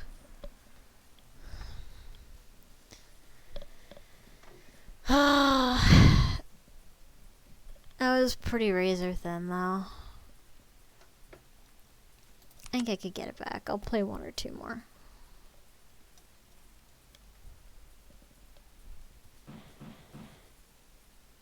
Just because I can't stand being in the 40s.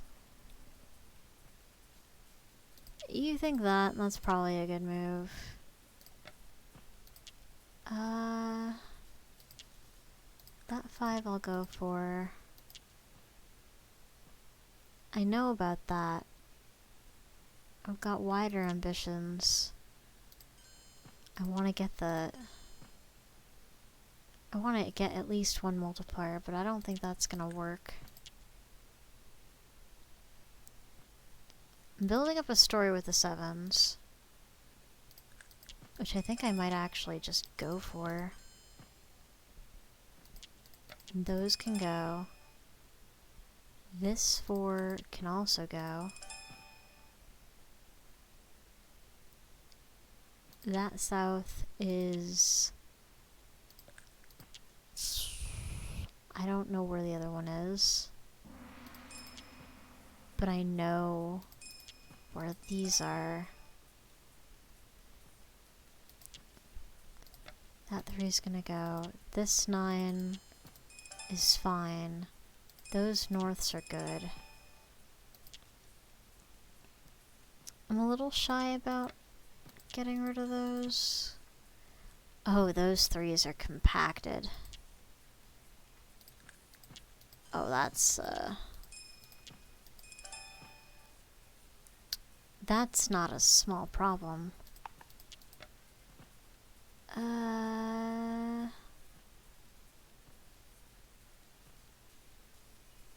I'm gonna have to do this, but where? Which one? I think I'm gonna have to do that in that order. Ah, balls. I was hoping I wouldn't find that quickly.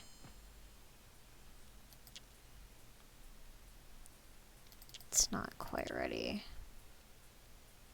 That 4 is not super helpful. These 9s are okay. Maybe they've got something that can help. No, but they were cool.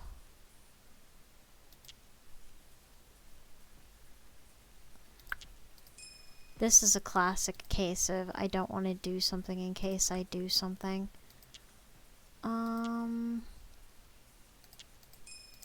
Okay, that'll help get rid of this. These can go. That 9, I have no idea. Those 6s can go. This gives a 3 that I can't use. I'm gonna go for this because I've kind of been saving those. It doesn't really matter. Okay, that 5 is fine. These are gonna go. Hopefully I still have a margin on that guy.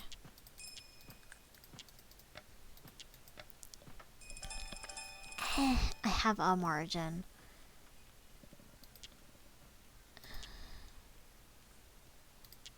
It's not massive.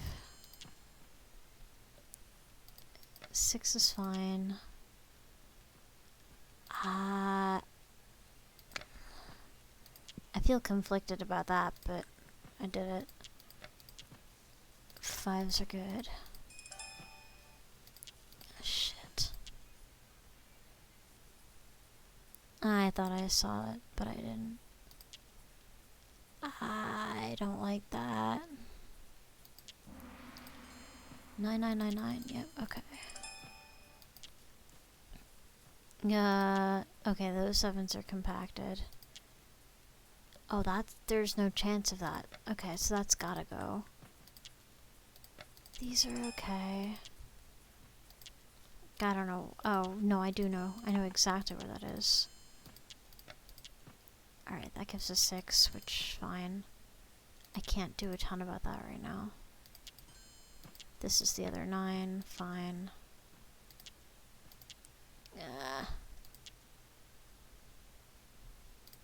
Sure.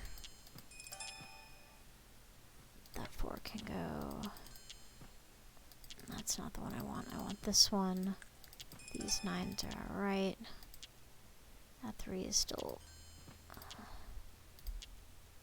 I know about you, but you're just not... Okay.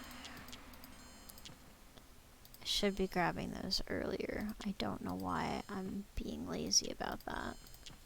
It's a very important strategy that I'm not doing well. That 4 is in the way. Can I get rid of it? I can. That wasn't what I was expecting to find, but I'm actually kind of okay with it. Okay, that's what I really wanted. Those 2s are good. That 7 is annoying. Those ones look okay. You guys are good. I know about that. Those 8s look okay. Those 4s are fine. Oh wow. Alright, yeah, I think we're okay.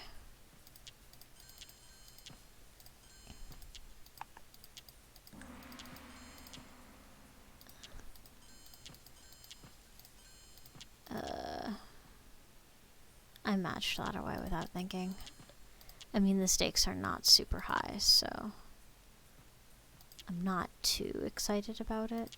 but I'm also not super chuffed. Fuck. I think I did that too.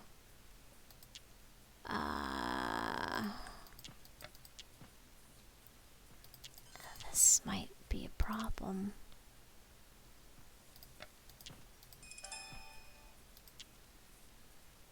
I'm actually not ready for that. That 5 can go anyway. I don't recall anything that I was aiming for, what I wanted to do.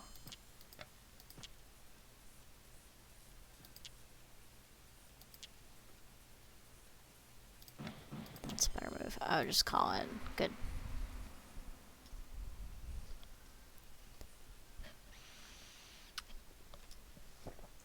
Alright.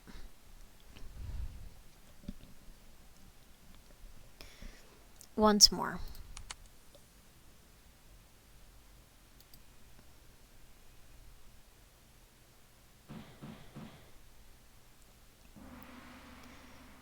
Oh, fuck. Alright, so right off the bat, I'm tempted by the norths, but I don't think that's wise. Those are tri-hanged. And then this 4 can go. That gives me this. That 3. I mean, we need to start somewhere.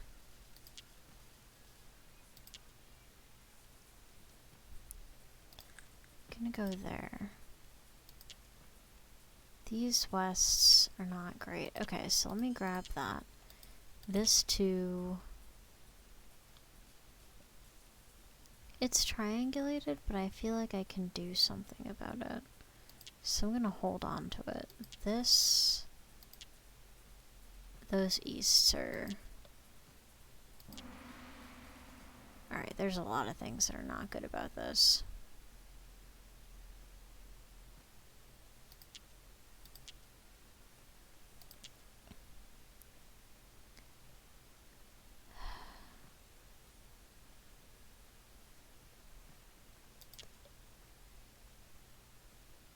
I'm gonna definitely know.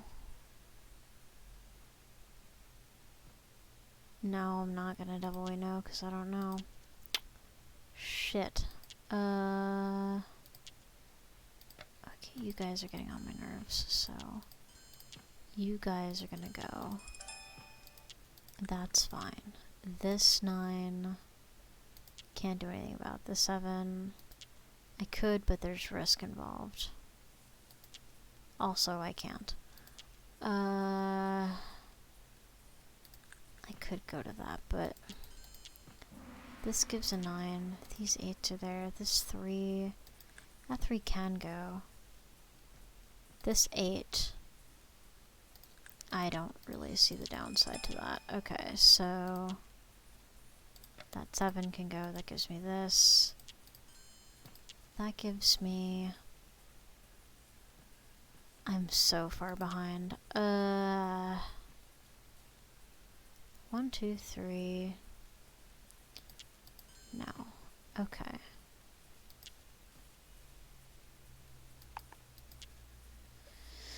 Can the south go? What? Alright, you can go. Now the south can go.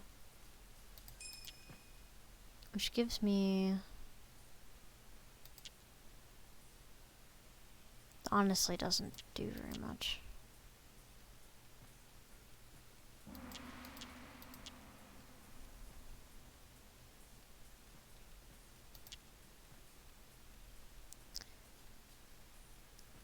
I don't think this is worth it. Okay, so...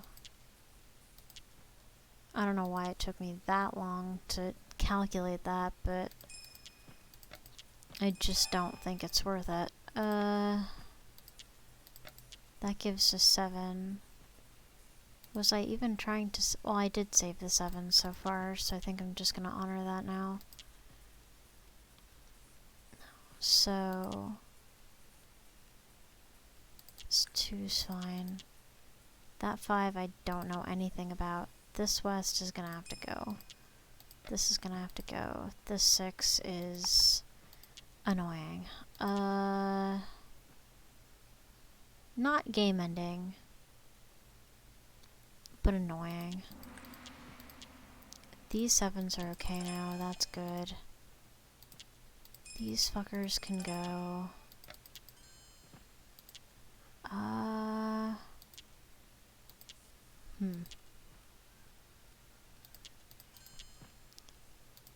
That's gotta go. Alright, and these are okay. That's gonna have to go down. Alright, so I need to seriously rush if I want to have any ghost of a chance at this.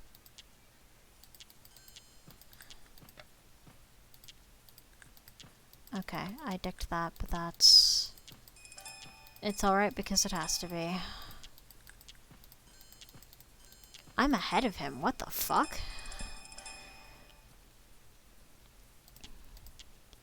How the hell did that happen? Excuse me?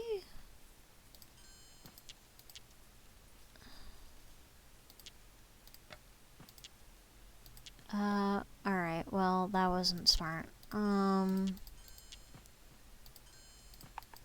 Jesus Christ, there's a lot of multipliers, and they're not doing me...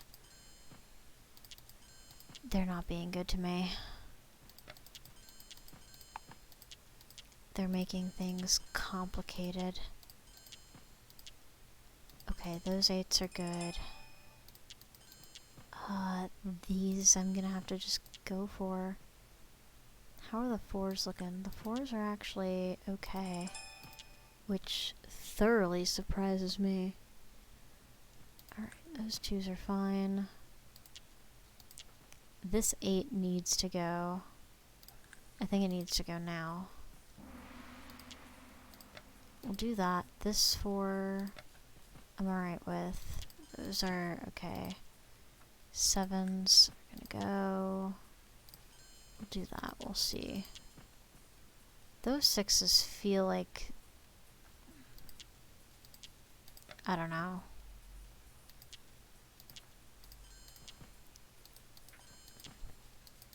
That 3 can go, that gives a 2, I don't need that. Those 5s are kinda complicated. These 6s... okay. We can start... Alright, let's file that down. Oh, that 6 is in a bad spot.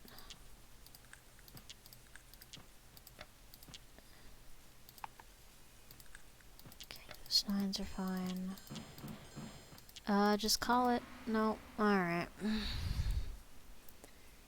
Oh, that hurts. Oh well.